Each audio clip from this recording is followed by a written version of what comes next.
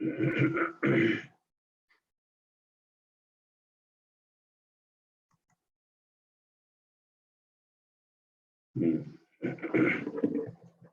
प्रणाम। गायत्री महामंत्र से हम कुछ गुरुदेव को स्मरण करें, शक्ति संरक्षण आशीर्वाद प्राप्त करें। ओम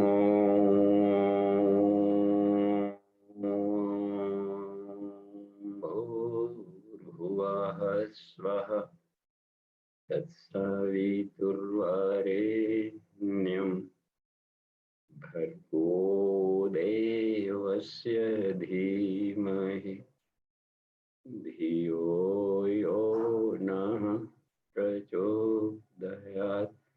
जी प्रणाम। और आज की कक्षा में हम लोग सीधे आगे बढ़ते हैं। अभी गुप्त नवरात्रि का आज दूसरा दिन है और त्रिशिखी ब्राह्मणोपनिषद यह सब्जेक्ट गुप्त नवरात्रि का उपनिषद में यह चयन किया गया भी कि जो सर्वांगीण, चूंकि गुप्त नवरात्रियां का मुख्य विषय होता है गुप्त शक्तियों का जागरण जो शरीर के भीतर में, प्राणों का जागरण जो शरीर के भीतर में है, 10 प्राणों का। तो इन 10 प्राणों को ही 10 महाविद्या कही गई। गुरुदेव ने एक नया एंगल दिया कि महाविद्याओं की साधनाएं 10 की जाती है गुप्त नवरात्रि में। महाविद्याएं कहें 10 प्राण है, 10, क्योंकि सारा सृष्टि प्राण के ही समुद्र से चल रहा है। तो इन पर नियंत्रण, उसको जागरण, प्राणों का जागरण है साधना का में सबसे बड़ी उपलब्धि है, प्राणों का जागरण। और यही रुद्र है, 10 प्राण और एक आत्मशक्ति को मिला करके एकादश रुद्र कहा है। उसमें रुद्रोपनिषद आएगा, सर्वोपनिषद आएगा, उसमें रुद्र को या रुद्राष्टक में का पाठ होता है 108। इसमें तो सतरुद्री पाठ देखते हैं, उनकी व्याख्याएं जो वेद में है वो ब्रह्म विषय, ब्रह्म साक्षात्कार के लिए ये सबसे आवश्यक माना है, खास करके अभी के युग के लिए। कठिनाइयां बढ़ रही है, प्रतिस्पर्धाएं बढ़ रही है, स्ट्रगल, संघर्षपूर्ण जीवन होते जा रहा है। हर क्षेत्र में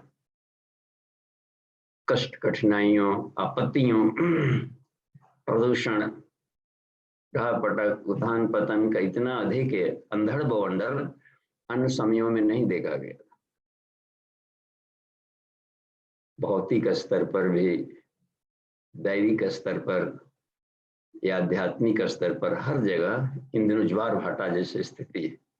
ऐसे में सर्वाइवल के लिए आवश्यक हो जाता है कि हम अपने शक्तियों का जागरण करके और फिटेस्ट बनाया जाए। बस सर्वाइवल ऑफ द फिटेस्ट, ये तकनीकी के लिए आता है गुप्त नवरात्रियों का क्रम। तो उसी क्रम में हम लोग आगे बढ़ते हैं। तो त्रिशिखी ब्राह्मणोपनिषद में भगवान आदित्य सीधे शिक्षण दे रहे हैं कि सूर्य की तरह चमकना है और सूर्य की आत्मा की तरह अपनी आत्मा का संबंध जोड़ना है।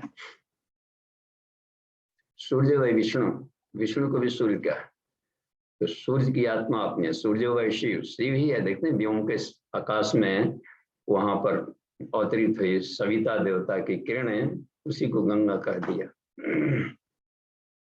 और अपनी जटाओं में, मस्तिष्क में धारण की। तो उस प्रवाह को, कितना तेज प्रवाह है समझा जाए कि यदि कहा था गंगा ने कि नहीं रोका गया तो पाताल तक पूरी पृथ्वी को फोड़ करके और आर पार कहीं और चली जाएगी। इतना प्रचंड वेग हो। यह कुंडलिनी जागरण का एक आध्यात्मिक दर्शन, उसका प्रवाह है डाउनफॉल में। पूरी प्रकृति तेज गति से, एक को हम बहुश्यामक के क्रम में भाग रही, बहुत हाईली स्पीडली चल रही है, हर गतिमान है। उस गति को रोकना, समझे कितना कठिन कार्य हो सकता है। ढलान की तरफ बहते हुए पानी के बाढ़ को जब आता है, बाढ़ और ओले गिरते हैं और ये फटता है बादल, तो समझे कितना उसका लाकर बहा कर ले जाता। तो ये है ज्ञानात्मक, ज्ञान का और ऊर्जा का प्रवाह जब अंतरिक्ष जाता है, उसको शिव जैसा व्यक्तित्व ही रोक सकता है। उस प्रवाह को रोकना, एक जगाना, जगाने का मतलब होता है कि उसको इग्निफाइड कर लेना। उत्तिष्ठता जागृता प्राप्य वरा निबोधता में ये सूत्र दिया है या नचिकेता को साधना का, ये है जागरण 5 अग्नियों का।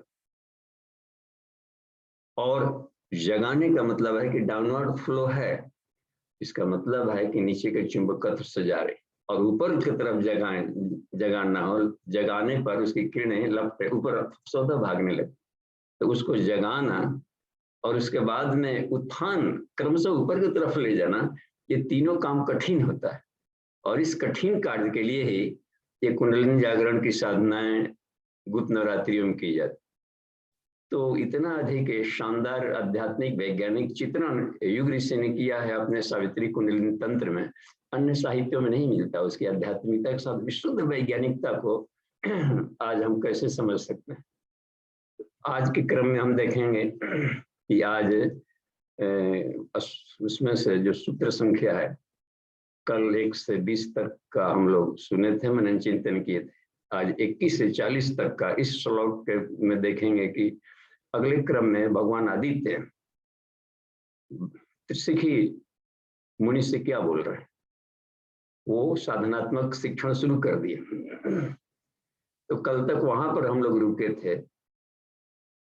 कि एक ही सत्ता से सारा विस्तार हुआ है, उसकी केमिस्ट्री बता दी है। सारी कर्मेंद्रियां, उससे ब्रह्म से अव्यक्त निकला, अव्यक्त से महत निकला, महत से अहंकार निकला, और अहंकार से फिर जा करके ये सारे पंच तन्मात्राएं हुई, उससे पंचभूत हो गए, और इन्हीं के बाई प्रोडक्ट बन करके कर्मेंद्रियां, ज्ञानेंद्रियां और ये पंच प्राण, और भी उसमें 5 अंतःकरण का जो सब्जेक्ट है घटक।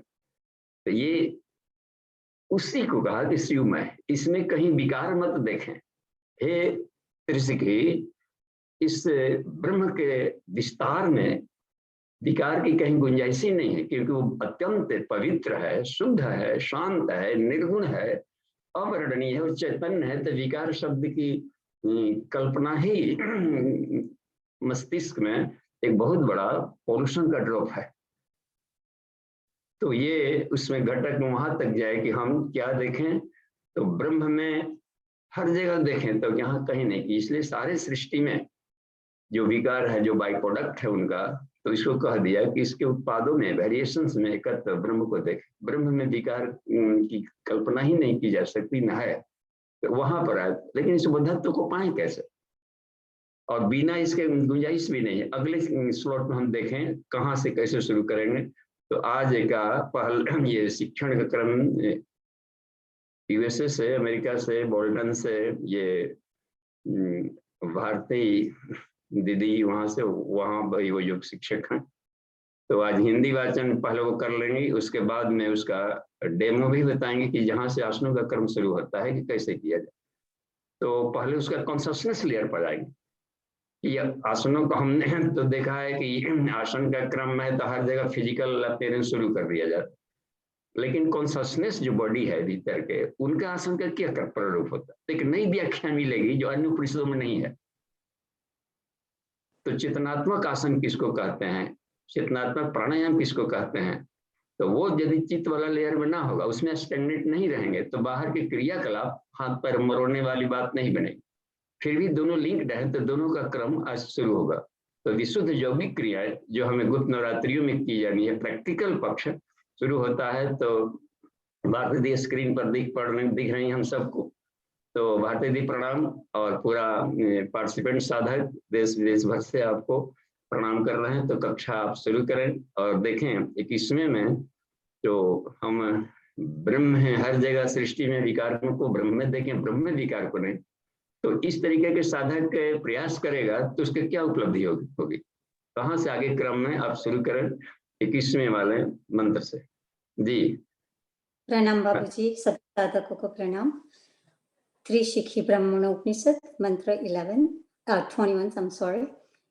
ऐसा श्रेष्ठ योगी सर्व विकारों से रहित ब्रह्म का अनन्य भाव से चिंतन करे। जिससे इस प्रकार का ज्ञान योग प्राप्त नहीं होता, उससे सिद्धि नहीं मिलती। इस प्रकार योग के निरंतर अभ्यास से प्राणों के द्वारा मन का निरोध करना चाहिए। योगी को चाहिए कि वह छुरी की पैनी की धार के सदस्य दृढ़ निश्चयी होकर काट दे। यम नियम आदि अष्टांग योग की साधना के द्वारा ज्ञानमयी शिखा प्रादुर्भूत होती है। योग के 2 मार्ग बतलाए गए हैं, जिनमें प्रथम ज्ञान योग एवं द्वितीय कर्म योग है। हे श्रेष्ठ ब्राह्मण, अब क्रिया योग के संदर्भ में वर्णन करते हैं। जिस योगी का चित्त व्याकुलता से विहीन है, वह विषय भोगों के बंधन में कभी नहीं पड़ता। हे द्विज श्रेष्ठ, संयोग भी 2 प्रकार के होते हैं। कर्म और कर्तव्य द्वारा शास्त्रानुकूल कर्मों में निरंतर मन को नियुक्त किए रहना ही कर्मयोग कहलाता है। चित्त का सर्वथा आत्मिक उत्थान में नियोजित किए रहना ज्ञान योग कहलाता है। इससे सभी तरह की आत्मकल्याण संबंधी सिद्धियां प्राप्त होती है। इस प्रकार से जो मनुष्य दोनों प्रकार के योगों का विकार रहित भाव से सेवन करता है, वह शीघ्र मोक्ष रूपी परम श्रेय को प्राप्त कर लेता है। शरीर एवं इंद्रियों के प्रति सभी तरह से वैराग्य भावना ही यम कहलाती है, ऐसा विद्वजन कहते हैं। परम तत्व के निरंतर अनुराग रखना ही नियम कहलाता है। परम तत्व से निरंतर अनुराग रखना ही नियम कहलाता है। समस्त वस्तुओं में उदासीन भाव ही श्रेष्ठ आसन है। इस जगत के अनृत स्वरूप को भली भांति समझ लेना ही प्राणायाम कहा गया है। चित्त का अंतर्मुखी भाव ही प्रत्याहार कहलाता है। चित्त का निश्चल भाव धारण कर लेना ही धारणा है। मैं चिन्ह मात्र स्वरूप हूं, यह चिंतन ध्यान कहा गया है। ध्यान का पूर्ण रूपेण विस्मरण कर देना ही समाधि कहलाता है। अहिंसा, सत्य, अस्तेय, ब्रह्मचर्य, दया, आर्जव, क्षमा, धैर्य, स्वल्पाहार तथा शुद्धता, ये 10 यम कहलाते हैं। तप, संतोष, आस्तिक भाव, दान, भगवत ध्यान, वेदांत श्रवण, ह्री, मति, जप तथा व्रत, ये 10 नियम कहे गए हैं। अब आसनों के अंतर्गत स्वस्तिक आदि आसन एवं उनकी विधि का वर्णन करते हैं। दोनों पैरों के तलुओं को दोनों जानों के मध्य में करके बैठना ही स्वस्तिक आसन कहलाता है। पीठ के बाएं भाग की और दाहिने गुल्फ को तथा दाएं भाग की और बाएं गुल्फ को नियोजित करने से जो गौ की मुख की भांति होता है, वह गौ मुखासन कहलाता है। एक चरण को बाईं जांघ पर तथा दूसरे को दाहिनी जांघ पर निश्चल भाव से आरोपित करके बैठना ही वीरासन कहलाता है। दाहिनी एड़ी को गुदा भाग के बाईं ओर तथा बाईं एड़ी को गुदा भाग के दाहिनी ओर लगाकर बैठना ही योगासन कहलाता है, ऐसा योगी जन कहते हैं। दोनों जांघों पर दोनों पैरों के पंजों को प्रतिष्ठित करके बैठना ही पद्मासन कहलाता है। यह आसन समस्त व्याधियों एवं विषों का विनाशक कहा गया है। पद्मासन में अच्छी तरह से आसीन होने के पश्चात दाहिने हाथ से बाएं पैर के अंगूठे को तथा बाएं हाथ से दाहिने पैर के अंगूठे को पकड़ना ही बंद पद्मासन कहलाता है। जी बाबूजी प्रणाम। जी धन्यवाद दीदी, और इतने स्पष्ट वाचन के लिए आपका वहाँ अमेरिका में बोलचाल की भाषा घर में भी बाहर हमेशा इंग्लिश में रहती है, और आप गुजराती होते हैं तो और इतना स्पष्ट वाचन किए, तो ये बहुत अच्छा गौरव हो रहा है। और वहाँ भारतीय संस्कृति को बनाए हुए हैं, योगा क्लासेस लेते हैं वहाँ अमेरिकन सिटीजन के बीच में। तो अभी हम लोग सीधे आते हैं विषय वस्तु पर। देखिए शुरू वाले इसमें आइए हम एक एक को देखते हैं। तो इसमें शुरुआत वाले चैप्टर में देखें कि कैसे आदित्य शिक्षण का क्रम क्या कर, सीधे वहां शुरू करते हैं कि हे मुने, ये जो शिक्षण की प्रणाली ये जो चल पड़ा कि हम कण कण में वासुदेव सर्वमिति, यानी कि हम विकार भाव से संसार में कहीं भी एंगल ऑफ विजन न रखें। अच्छा, अब उस थोड़ा थोड़ा हम लोग गीता महाभारत के कहीं कहीं दृष्टांतों को देखें तो वो एंगल ऑफ विजन, वो चित्त की स्थिति देखा जाए, उसका बर्बरिक का देखा जाए, वहां पर बर्बरिक इतना महान साधक, और वो जो प्राप्त कर लिया था दिव्य दृष्टि श्री कृष्ण से कि ज्ञान का और पिनियल ग्लैंड का कहें या थर्ड आई या विवेक दृष्टि का एक और भी रिफाइंड स्वरूप है जो सुप्रीमो होता है, उस वाले सामर्थ्य का वह पाने का वह हकदार था, डिजर्व करता, तभी कृष्ण ने दिया होगा। अर्जुन को भी दिया कि दिव्यम ददामि ते चक्षुर पश्चिमे योगेश्वरम, कि सामान्य नेत्रों से इस सृष्टि की मूल सत्ता को नहीं देखा जा सकता क्योंकि वो निराकार है, और ये आंखें सिर्फ साकार को देख पाती हैं। आकाश से ऊपर वाली जो ऊर्जा की परत है उसको देख ही नहीं पाती हैं, कि मन को कभी भी नहीं देख पाएंगे, बुद्धि को नहीं देख पाएगा ये नेत्र। तो ज्ञान के नेत्र के क्रम में दिया, तो ज्ञान के नेत्र को प्रदान करने को ही दिव्य दृष्टि कहा जाता है। संजय के पास कुछ अलग ढंग की दिव्य दृष्टि मिल गई जो व्यास ने उनको प्रदान किया था। तो ये प्राणिक हीलिंग के द्वारा मान लीजिए संप्रेषण से मिला, तो वो मिलता है फॉर द टाइमिंग मिलता है। जब तक सपने संस्कार नहीं होते हैं तो अस्थायी तो नहीं बना रहेगा, क्योंकि ऊपर से दिया गया है, वो बोनस मिलता है थोड़ा, तो वो हमेशा के लिए शाश्वतता नहीं। उसको यदि हमेशा के लिए बनाए रखना है तो उसमें लंबे समय तक अभ्यास करना पड़ता है, तो उसको पचाने की प्रक्रिया बनती है। मिल तो गया, गुरुजी ने दीक्षा तो दे दिया, गायत्री मंत्र तो दे दिया कि बस इसे शक्तिशाली सूत्र नहीं है बस, तो कौन कितना पचाया इसके आधार पर उसकी प्रगति आएगी। तो हम यहाँ पर हम चलते हैं कि बर्बरिक को जो मिला हुआ था ज्ञान, उन्होंने कहा कि कहीं युद्ध हुआ ही नहीं है, ये गजब। हमने देखा कि हर जगह तो कृष्ण की ही व्यक्ति था, यही एक कृष्ण ही था हर जगह, वही मार भी रहा था, वही मरा भी रहा था। तो उस हालत में हम देखें सृष्टि में, तो यदि इस तरीके का विजन मिल जाए और खुले नयन से हंस देखो सुंदर रूप निहारो साधो सहज समाधि बले गृह उद्यान एक सम लेखूं भाव मिटाऊं दूजा, इस एकत्व स्थिति में कबीरदास को लंबे समय तक अभ्यास में रहे थे, तो क्या उपलब्धि मिलेगी। तो यहाँ पर यह कर दिया कि उस परम तत्व को, और बिना इसके मैंने अद्वैत भाव का साधक परम अखंड आनंद में नहीं जा सकता, नहीं तो फिर आनंद भी बटा रहेगा, खंडानंद अखंडानंद, विषयानंद ब्रह्मानंद, और ब्रह्मानंदम ही परम सुखदम है, ब्रह्मानंदम परम सुखदम, और वो केवल चैतन्य स्वरूप है। अब देखिए यहाँ पर, तो उस अवस्था का अभ्यास किए बिना सिद्धि नहीं मिल सकती, ये कृष्ण सूत्र में कह दिया। पर आगे चल के बता रहे हैं कि हे मुने, ऐसा अभ्यास करे साधक उसको प्राप्ति करने का कि पहले चेतनात्मक प्रयास करे, क्योंकि वो चिंतन श्रेष्ठ होता है। ज्ञान तो दो तरह के प्रयास करने पड़ता है, क्योंकि बॉडी में दोनों सिस्टम है।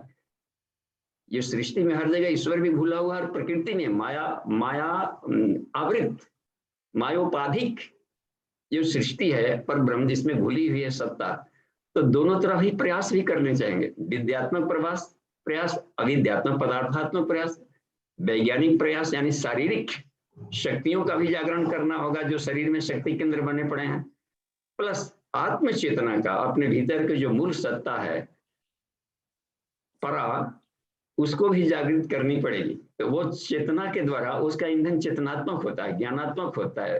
तो ज्ञान योग और क्रिया योग कह दिया इसको। तो गायत्री का ज्ञान पक्ष भी है और क्रिया पक्ष भी है। तो क्रिया पक्ष को सिद्ध करने के लिए युग ऋषि ने गायत्री महाविज्ञान के तीसरे भाग में गायत्री का क्रिया पक्ष बताया। तो इसमें क्रिया पक्ष में ही बताया कि 19 प्रकार की क्रिया है, पांचों कोषों को जागृत करने के लिए प्रैक्टिकल्स भी है। तो जो साधक अपने मनन चिंतन से समाधि को नहीं पा सकते, उन्हें क्रिया योग के द्वारा अपने आप की सफाई ग्लिस्निंग करके उस तत्व को पाया जा सकता है।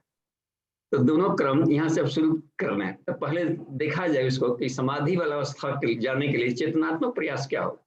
मान लें कि इसमें कह दिया बाएं पर चढ़ाएं, दाएं पर चढ़ाएं, और जिसका पैर ही नहीं हो तो, या साइटिका हो गया हो तो पालथी मारकर नहीं बैठा जाता है। बहुत लोग हमने देखा है कि सभाओं में, योगा क्लासेज में देर तक नहीं बैठ सकते, खड़े नहीं रह सकते।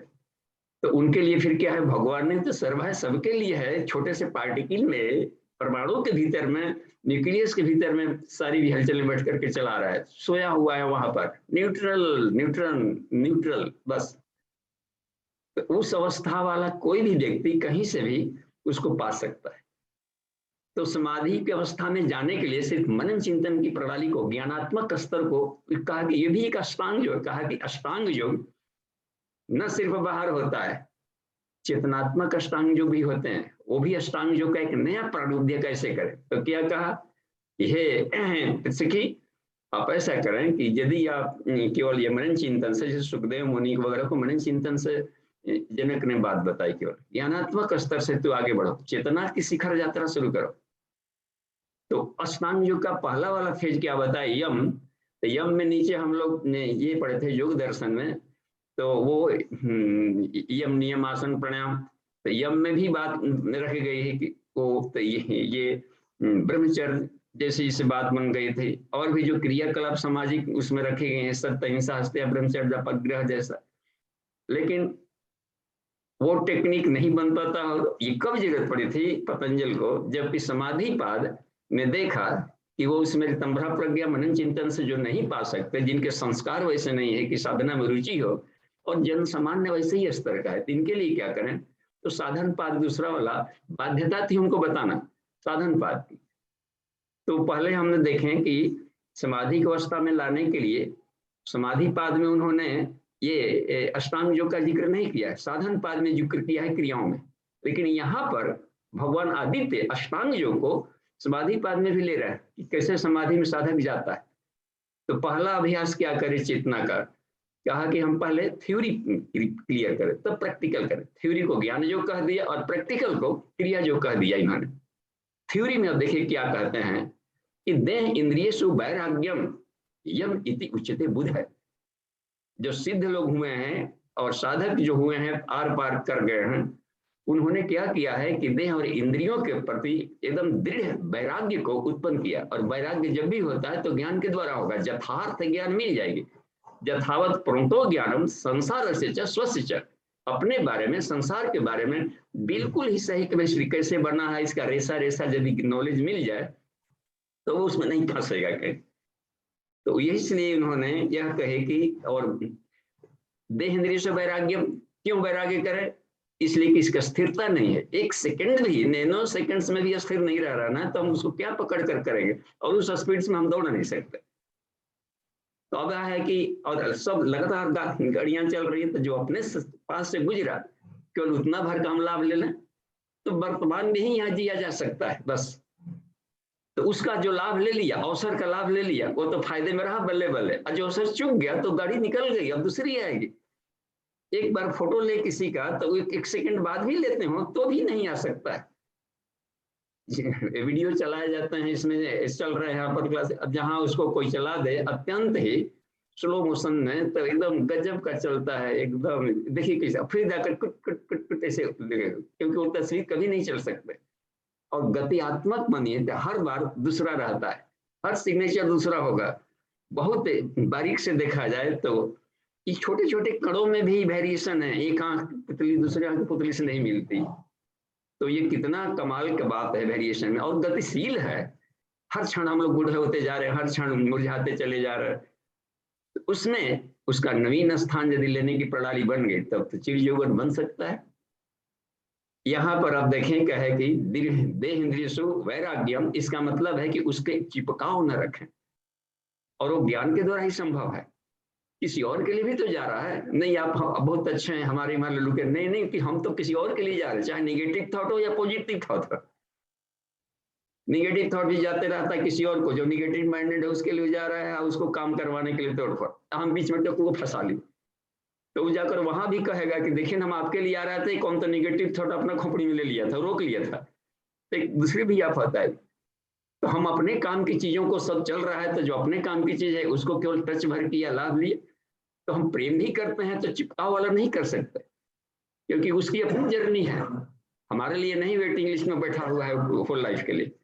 उसकी अपनी जर्नी है, अपनी व्यवस्था है, अपनी भी फ्रीडम उसको है चलने का, तो वो उसमें रह गया है। तो हम क्या करते हैं, ड्यू रिस्पेक्ट देते हुए संसार को, इसको टेंजेंशियल प्रेम कहा जाता है। तो ये कहा कि वैराग्य में इस देह और इंद्रियों से दृढ़ वैराग्य को यम कहते हैं बस। और वैराग्य का मतलब उपेक्षित नहीं, छोड़ देना भी नहीं है, अथाह ड्यू रिस्पेक्ट देना है बस। उसको उसके अनुसार रिस्पेक्ट देंगे तो वैराग्य हो जाएगा। अपने जैसा चलाने की सोचेंगे तो ये आसक्ति पर संबंध बनेगा। अच्छा, तो यदि मान लीजिए कि है तो प्रेम करने को नहीं रोक रहा है, तो यदि प्रेम करना ही है, चिपकना है, अथाह चिपकना है, तो उसे क्यों नहीं चिपके जो कभी बदलता नहीं है। और वो आत्मशक्ति सबसे श्रेष्ठ है, सबसे शानदार है, सबसे चमत्कारी है, सबसे अधिक इंजॉयफुल है। तो जो अस्थिर रहता है, कहा कि अनुरक्ति, अनुरक्ति ही परे तत्व है। हम क्यों नहीं ईश्वर से चिपकाव करें, बेस्ट फ्रेंड बना ले इतना, जैसे मीरा ने चिपका, जो भी चिपके खूब सबने पाया है। प्रहलाद ने चिपका, ध्रुव ने चिपका, देखिए तो ऐसा चिपका कि सब लोग, सब देवता, अग्निदेव वगैरह सब खूब बम्बार्डिंग किए, इतना झटका। उसका हाल में तो हम लोग हल्का स्पार्किंग करते हैं ना, स्पार्किंग करता है प्लगिंग में, थोड़ा सा लूज रहता। तो वो वाली बात में उपासना का मतलब होता है दृढ़ चिपकाओ ईश्वर से, दृढ़ चिपकाओ, इस भी झटके में न छूटे, इतना दृढ़। तो वो इसमें बात कही गई है कि अनुरक्ति परे तत्व, इसको नियम कहते हैं। देखिए शौच संतोष तप स्वधा ईश्वर प्राणिधान में, ईश्वर प्राणिधान ही काम की बात है इसमें। और उसको क्रिया योग भी माना, चेतनात्मक क्रिया योग। देखिए तप स्वाध्याय ईश्वर प्राणिधान क्रिया योग, स्वाधिक बात में उसको लिया कि वो एक्चुअल क्रिया योग है। तो वो यहीं पर बात रख लेते हैं कि अनुरक्ति परे तत्व, ये नियम सधा दिया इसका बस। चिपकने से नहीं मनाई है, लेकिन उससे क्यों नहीं चिपके जो कि हमेशा साथ में रहता है। और दूसरी बात फिर कहा कि यम नियम सध गया है तो आसन क्या करे। आसन फिर कहता है तीसरा, तो चेतनात्मक आसन है कि सर्व वस्तुनि उदासीन भावम आसनम उत्तमम। संसार के सारे परिवर्तनशील वस्तुओं में या उसके पास न्यूट्रल रखना, हर एक वस्तु हम न्यूट्रल रहें, तो न्यूट्रल आदमी कहीं भी जा सकता है। तो हम न्यूट्रल माइंडेड नहीं होते हैं ना, हम तो कोई प्लेयर देखते हैं खेलने तो एक पक्षी देखने लगते हैं, एक वो हारे वाला पक्ष है तो भी उदास हो जाता है, जीतने वाला पक्ष है तो एक पक्षी है, अंपायर को क्या लेना देना इससे, अंपायर भाग से हम क्यों नहीं देखते। तो साक्षी भाव से देखने की प्रणाली आ जाएगी कहीं पर, तो समझिए कि वो आसन है बस। साक्षी चेतन है, केवल निर्गुण, तथा न्यूट्रल रहना हर जगह, न्यूट्रल, न्यूट्रल को सुषुम्ना कहते हैं। तो सुषुम्ना में स्थित होना ही यह कह दिया कि आसन है बस। तो माने हमेशा हम न्यूट्रल गियर में रहें, तो बस नहीं हम गरम दल वाले, हम नरम दल वाले, नॉर्मल दल वाले क्यों नहीं है। जब जरूरत पड़ी तब गर्म भी हो गए, जब चढ़े तब कूल भी हो गए। अर्थिंग भी चाहिए और गर्म दोनों वायर रहेगा तभी जल पाएगा। मूलाधार में भी चाहिए हमको रहना, और श्वासाधार में भी चाहिए, हम भाव पक्ष भी चाहिए, और समृद्धि और शक्ति भी चाहिए। दोनों में से एक का भी कॉम्बिनेशन टूटेगा तो जीवन में प्रकाश नहीं आएगा, आनंद नहीं आ सकता है। यह उसमें बात भाई, तो कुंडलिनी जागरण के प्रोसेस में ही करना पड़ता है कि अपने भाव पक्ष को जगाना, शक्ति पक्ष को जगाना, फिर दोनों को मिलाने की प्रक्रिया है। द्वैत नहीं, अद्वैत करते तो शिव और शक्ति की मिलन की प्रक्रिया बनेगी। तो यही इसमें बात रखी गई है कि उसमें हम न्यूट्रल रहेंगे तभी दोनों के साथ में जा सकते हैं। माता पिता के बीच में एक हाइफन शब्द है, हाइफन बीच में जोड़े रहता है कि दोनों को हम अलग करेंगे तो सत्ता खत्म हो जाएगी, फिर प्रोजनी बोर्न कभी होगा ही नहीं, दो तत्व तो रहने पड़ेंगे, प्रकृति और ब्रह्म रहेगा, ये सीता और राम रहेंगे, गौरी और शंकर रहेंगे। ये नोमेनक्लेचर नामकरण कर दिया, लेकिन साइंटिफिक नाम कह सकते हैं कि प्लस और माइनस तो रहेगा ही, तभी बल्ब जलेगा। हम राम सीता गौरी शंकर ये सब नाम ना लें, केवल ये कह दें कि धन ध्रुव और ऋण ध्रुव, बस दो रहेंगे, पदार्थ जगत और चेतना जगत, अध्यात्म और विज्ञान, इसको भी तो सीताराम कह सकते हैं हम।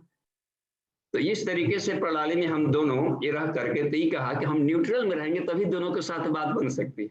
जड़त्व तो आएगा तो आलस प्रमाद आ जाएगा शरीर में, और चेतना की तरह केवल हो जाएंगे तो फिर शारीरिक क्रियाकलाप और कर्मता आ जाएगी। कर्मणि एव अधिकारस्तु मां फलेषु कदाचन। लेकिन दूसरे में मां कर्मफल हेतु हो, तुम ऐसी क्रिया मत करो कि उसके साइड इफेक्ट आ जाए। एक पक्षी कह रही थी ये तो पंच है, ये तो यह है मुखिया जी, लेकिन उसका पक्ष लेते हैं। तो ये कहता है कि उसमें कहा कि माँ कर्मफल हेतु भी, तुम्हारी क्रियाएं ऐसी होनी चाहिए, डिसीजन ऐसा होना चाहिए कि निष्पक्ष वाला होना चाहिए, और तब परमेश्वर कहलाता है। दूसरे उसमें और भी देखिए, माते संगोष्ठ तो कर्मणि, तुम कहीं ऐसा नहीं कि क्रियाशीलता को छोड़ देना और अकर्मणता अपना लिया, कहे इसके लिए करना जब इसका रिजल्ट ही कर रहा है, तो नहीं, क्रियाशीलता है ही, और हम रुक भी नहीं सकते, भूख तो लगेगा ही लगेगा, तो कुछ ना कुछ करना ही पड़ेगा। ईश्वर को धन्यवाद जो ऐसा कर दिया कि बिना हम सर्वाइवल के लिए स्ट्रगल करना ही करना पड़ेगा बस। तो और है इसमें, अच्छा अब इसमें हम लोग ये देखते हैं कि यम नियम आसन। अब प्राणायाम देखिए, इसमें इधर तक खूब ना फोफो कर रहे थे, कभी एक घंटा से प्राणायाम करते, भस्त्रिका में तो कितना आवाज निकलता है, गूंग तरह तरह के भ्रामरी वगैरह में साउंड बगल में सोया तो गूंग भी उसको खराब लगेगा। तो इसमें अब रह गई बात में कि प्राणायाम किसे कहा, तो कहा कि जगत सर्वम इदम मिथ्या प्रतीति प्राण संयम। जिस दिन ज्ञान का स्तर ऐसा आ जाए कि सारे संसार के मिथ्यात्व स्वरूप को, परिवर्तनशील सत्ता को प्रत्यक्ष ज्ञान के द्वारा हम उसको प्रत्यक्ष बोधत्व में आ गया है, तब ये प्राणायाम सिद्ध हो गया इसका। बस जगत सर्वम इदम मिथ्या, मिथ्या का मतलब होता है उसके परिवर्तनशील सत्ता के स्वरूप को समझना। तो इसके स्वरूप को समझ गए तब समझ के उसके अज्ञानता का जो आवरण था, देखिए प्राणायाम की सिद्धि में क्या बताया है महर्षि पतंजलि, ततः क्षीयते प्रकाश आवरणम।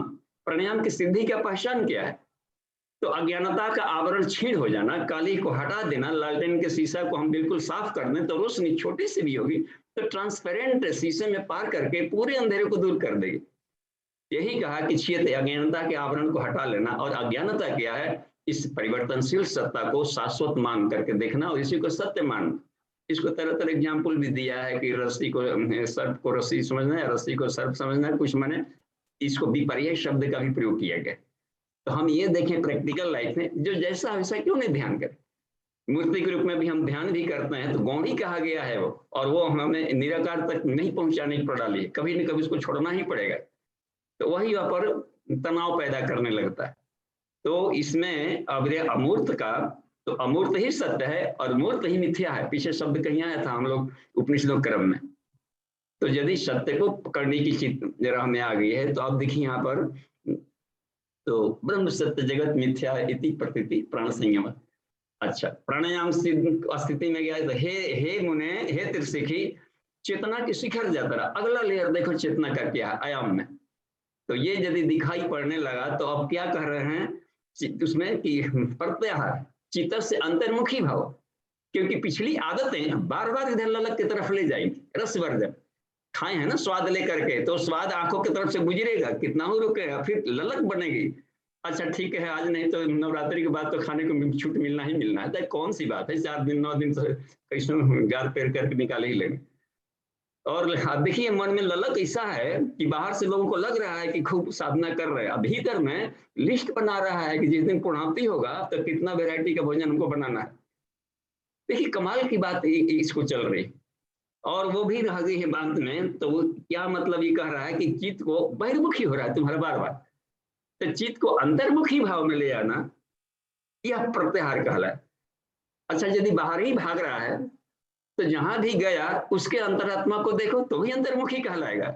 ये गजब का है ज्ञान का पक्ष में हर जगह, क्योंकि हर जगह उसकी सत्ता है ना हमें, कि विकार में हम ब्रह्म को देखें, विकार में ब्रह्म परिवर्तनशील सत्ता को विकार कहा, इसमें अपरिवर्तनशील सत्ता को देखें।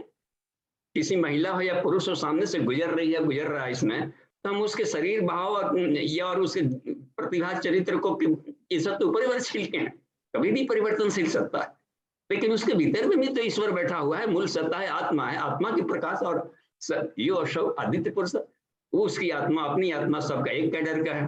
तो उस हालत में हम देखें तो आप समझिए, तब जहां भी गया इसको अंतर्मुखी कहेंगे, वहां भी उसको देखा तो अंतनी लेयर में कौन बैठा ये भी देख।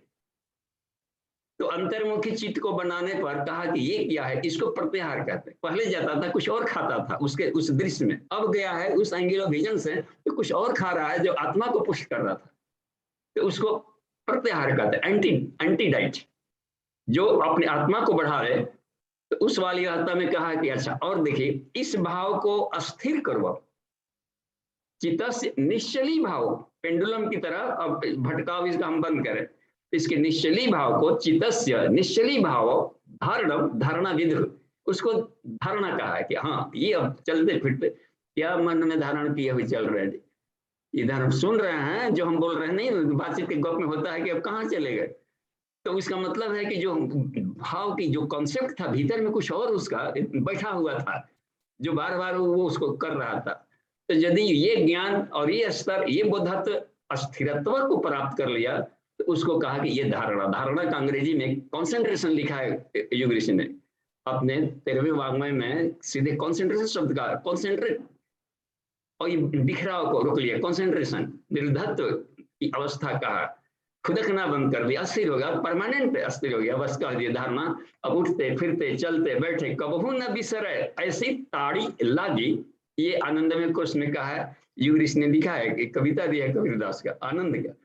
तो हमारी यात्रा है जो आनंदमय कोश क्लियर को पार करना, तो ऐसी ताड़ी लागी उठत बैठत कबहू न बिसरे, तो उसको कहा चित्त से निश्चली भावो, बस आसन। तो ये हो गया धारणा। अच्छा, और समाधि क्या कहा गया, अब मान लीजिए अस्थिर हो गया, अस्थिर होने से निरुद्ध है, चित्त वृत्ति का निरुद्ध से केवल बात नहीं बन रही है, ये तो धारणा के रूप में लिया है इन्होंने। तो उसके बाद क्या करें, अगली चेतना की यात्रा क्या है, चेतना की अगला जर्नी, अगला पड़ाव क्या है, हमें पहुंचना है गोल पर।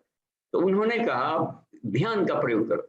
ध्यान क्या होता है, एक अलग व्याख्या इसमें ध्यान की कर दे, और जिसमें था कि तत्प्रत्येकता ध्यान। अब चाहे माइंड जहां भी आए उसमें गहराई में भीतर जाना और उसको लेयर को पाना, तो चाहे भौतिक वाला लेयर हो या कहीं भी जो भी सीन आ गया, तो वहां उस टाइप का गहराई से एक वन वे डायरेक्शन, उस विषय के भीतर गहराई में आर पार के जाकर के जानकारी ने मेडिटेशन के साइंस वहां बताया। तो ये भी जरूरी है हमें भौतिक जगत में प्रगति के लिए, लेकिन हमें तो आत्म साक्षात्कार की जर्नी में जब चल पड़े हैं, तो इसमें कहा दिया कि इसका ध्यान क्या है, सोहम सोहम चिन्मात्रम एवेति चिंतनम ध्यानम उच्यते। मैं सोहम एक तो है, अहम ब्रह्मांशोस्मि, अहम ईश्वरांशो अस्मि, ये भाव बराबर बन रहा हो एक तो, और चित्त के सिवा कुछ है ही नहीं। जब दूसरी कोई सत्ता रहती, ईश्वर के सिवा कोई और सत्ता रहता, तब ना हम सोचते। तो इस तरीके के आ गया कि मैं ये स्वरूप है, मेरा मूल स्वरूप ये है, सच्चिदानंद ओहम शिवोहम अहम ब्रह्मास्मि, या मैं वही तत्व हूँ। तो ये बोधत्व की जब बात बनती है तो इसको बराबर बनाए रखना, ये गतिशील रखना, यानी कि निरोधित चित्त को, धारणा को इधर प्रोजेक्शन कर रहा कॉन्सेप्ट को, इसको कह दिया कि ये ध्यान है। और ध्यान से सम्यक विस्मृति और बिल्कुल स्टैंडिंग हो, उसमें अस्थिर हो गया तो अस्थित प्रज्ञ हो गया। और उसके लिए कि हे रहो अस्थित प्रज्ञता, तो जितने भी होते हैं उस अवस्था में पहुंच करके उसको परम पद कह दिया, अस्थिर हो गया। और फिर चाहे जाए, अब एक जगह रह हर जगह जा सकता है। आत्मा को गत्यात्मक कहा, यहाँ पदार्थ को गति कर रहा था तो वो नहीं गति कर रहा था, आत्मा अपने संकल्प से सबको चला रहा था बस, तो वह उसकी हर जगह गति हो जाएगी। तो उस अवस्था में जाएगा और कहीं उसको भागदौड़ बंद हो जाएगी, जीवन का था शांति यथा आनंद की स्थिति आएगी। अच्छा ठीक है, तो वो तो इस जर्नी में highly developed minded refined mind वाले ही जा सकते हैं। हमें तो आदत बनी है, जो पिछले वीडियो में हम सब उसमें से गुजरते हैं, उनका रस ले लेकर के चस्का बना करके अपने आप को बिल्कुल, होली में कोई कहीं पेंट कर दिया, कोई इधर आके गाल वाला कलर कर देता है, तो उधर कोई काला वाला कर दिया, कोई हरा वाला भी खरीद ले रहता है। तो इतना वेराइटी के लेटा पोटा गए हैं, तो साफ जाहिर है कि वो थॉट, इतना थॉट से काम नहीं करता है। पदार्थ के परमाणुओं को हेरफेर करना हो तो साधारण माइंड से नहीं होता है, बहुत पेनिट्रेटिंग माइंड बनाना पड़ता है उसको फोड़ने के लिए, इसलिए वो हेरफेर नहीं होता है। तो अब क्या करें, तो फिर पदार्थ के माध्यम से अगर हाथ पांव का इशारा ले उसको सफाई करने के लिए ब्रशिंग, काई बैठ गया है, हमने देखा कि काई बैठता है, पुराने कुछ साल बीत जाता है, ईटा का बना लेते हैं दीवार, और फिर जाकर के बारिश में भी काई मौस भी आने लगता है, इसमें कुछ ना कुछ ग्रीन पौधे आ जाते हैं। अब मिस्त्री से कहा कि इसमें प्लास्टर करना है जी, अब तो कहा कि मालिक आप ऐसा कीजिए कि अब इसमें ये होता है ब्रश, जो तार वाला ब्रश लाइए, तो तार वाला ब्रश से रगड़ता है तब तक जब तक से सारी काई नहीं खिलती। तो ये काम करता है अब एक यौगिक क्रिया पक्ष में। तब कहा कि हे मुने, यदि इसमें वीकनेस आ रहा है, कमजोरी मिल रहा है, बल नहीं मिल रहा है, तो आप दूसरा प्रयोग करें, क्रिया पक्ष करें। और क्रिया पक्ष में आसन, प्राणायाम, दंड इसमें आसन प्राणायाम को बताया, तो पहले आसनों का देखिए 17 वैरायटी के आसन इन्होंने बताया। तो हो सकता है कि उन दिनों इसका या उन पर ये इनके लिए छात्र के आधार पर शिक्षक बताता है इसका बॉडी कितना फ्लेक्सिबल है, तो कौन कौन आसन हम बताएं। तो 17 इसमें काउंटिंग करके बताया, तो इसमें आज 6 का प्रैक्टिकल ये करके आज की जो शिक्षक हैं भारतीय यूएसए से, तो ये आज का 6 है, और कल के जो ट्यूटर रहेंगे वो बाकी उसमें से बाकी जो शेष बचे रहेंगे 11 उसका पोस्चर बताएंगे। तो आज हम लोग देखें कि इन 6 में क्या कहा है। तो स्क्रीन पर हाफ कर लीजिए नितिन जी, 50-50 करें तो हम दोनों का, भारतीय जी को भी स्क्रीन पर सामने कर लीजिए। ठीक है, हमारे साथ में मेन स्क्रीन पर कर लिया जाए 50-50। हाँ, उनको उनका प्रोजेक्शन दिखना चाहिए जी। हाँ, अब देखिए इसमें सामने भारती दी हैं। तो पहला वाला था स्वस्तिक आसन, तो हम लोग जो पहले से करते रहते थे, तो इसमें अब क्या बताया हुआ है स्वस्तिक आसन से। अब देखिए इसमें इस कहीं कहीं प्रचलन में है कुछ और, लेकिन ऋषि कुछ और टाइप से बताते रहते हैं। तो हमें इस उपनिषद को पढ़ रहे हैं तो इसके अनुसार देखना है कि ये कैसे कह रहे हैं। कहीं कहीं पर जैसे कि वज्रासन तो हम लोग जिससे बैठते हैं पैर मोड़ करके भोजन के बाद, तो उसको वज्रासन प्रचलन में है। लेकिन सिद्धासन को भी वज्रासन कहीं कहीं पर किया है कि वो आपको बजट की तरफ बना देगा, सिद्ध कर देगा, वहां पर वीर के फलों को, प्राण के फलों के ऊपर भी ले जाता है, तो वो वज्र वाली वहां पर अर्थ में लिया है। तो हमें ये देखें कि इस उपनिषद के आधार पर स्वस्तिकासन कैसे करने को कहा है, और ये हमें देखें यदि जटिल पड़ रहा है तो उसको हम छोड़ देंगे, अपने शरीर के अनुसार करेंगे, और यदि सहज है तो ये सब चेतना को ऊर्ध्वगमन की तरफ ले जाते हैं, यानी मेडिटेशनल आसन है ये सब। तो देखते हैं इसमें, तो इसमें हम ये देख लें कि 34वें यहाँ 35वें वाले में इस स्वस्तिकासन को 34वें वाले सूत्र देखिए अपने अपने क्रम में क्या लिखते हैं। 34वें वाले में देखना है आसनानी तदंगानी स्वस्तिक आदिनी वैद्य, स्वस्तिकासन आदि आसनों को आप करें तो शरीर के मर्म बिंदुओं की सफाई हो जाएगी। तो सफाई हो जाएगी तो अंतरिक्ष से संबंध जोड़ने लगेगा, तो आपको हेल्प मिल जाएगा। अपने नहीं आगे बढ़े जा रहा है तो ईश्वरीय चेतना को आप प्रसन्न कर ले पाए। कैसे पाएंगे? प्रार्थना से नहीं मिलता है, वो अपने भीतर को मैग्नेटिज्म पैदा करना होता है। और मैग्नेट्स कहाँ कहाँ पर है? तो हर जो ज्वाइंट्स पर मैग्नेट होते हैं, मर्म बिंदुओं पर होते हैं, उसको आप जगा लेंगे थोड़ा सा इसके द्वारा, तो स्वतः ही अपने चुंबकत्व से खींच लिया। भले एकलव्य को इनके साथ में नहीं रहा, लेकिन अपने चुंबकत्व को बढ़ा लिया। द्रोणाचार्य कहीं भी रहे, किसी लोक में रहे, कहीं अब सीधे खींच लिया। तो इसी बात को युग ऋषि कहते हैं कि तुम पात्रता का विकास करें तो देवता लोग तो बाज हैं, झपट्टा मार के लेके चला जाएगा, तुमसे काम ले लेगा। तो ये यहीं पर तो हम देखें इसमें क्या बता रहे हैं स्वस्तिकादन करने का, स्वस्तिक आदि आसन कर देखें। सबसे अंतिम पैरा का देखिए जो हिंदी में लिखा हुआ है, दोनों पैरों के तालुओं को, दोनों पैरों के तलुओं को जानुओं के मध्य में, घुटनों के मध्य में, जानू कहते हैं ये ज्वाइंट से। हमको थोड़ा सा सामने ये भी आ जा रहा है, हमको भी थोड़ा सा आगे कर लेते हैं, पीछे हम देखते हैं। ये जो बात बन गई है घुटने का, भारतीय क्रम तो ठीक है, थोड़ा सा और आगे इसको बढ़ा करके देखते हैं। तो वो ये जिसे घुटना हो गया, ये पैर बन रहा है इसमें, तो ये जो घुटने को जानू कहते हैं। अब इसके बीच एक गैपिंग है, इस गैपिंग में पैरों के तालुओं को फंसाने को स्वस्तिक आसन में कहा, बैठने को। तो भारती दी आप तो मुझको दिखाइए तो किस तरीके से इस बुक के अनुसार क्या कहा प्रचलन में। तो यहाँ ठीक है, दिख रहा है, थोड़ा सा और आप पीछे हो जाएं, आपका स्क्रीन थोड़ा पैर कट रहा है। भैया दिख रहा है? हाँ जी दीदी दिख रहा है, ठीक है, कुछ दिखने लगा, ठीक है।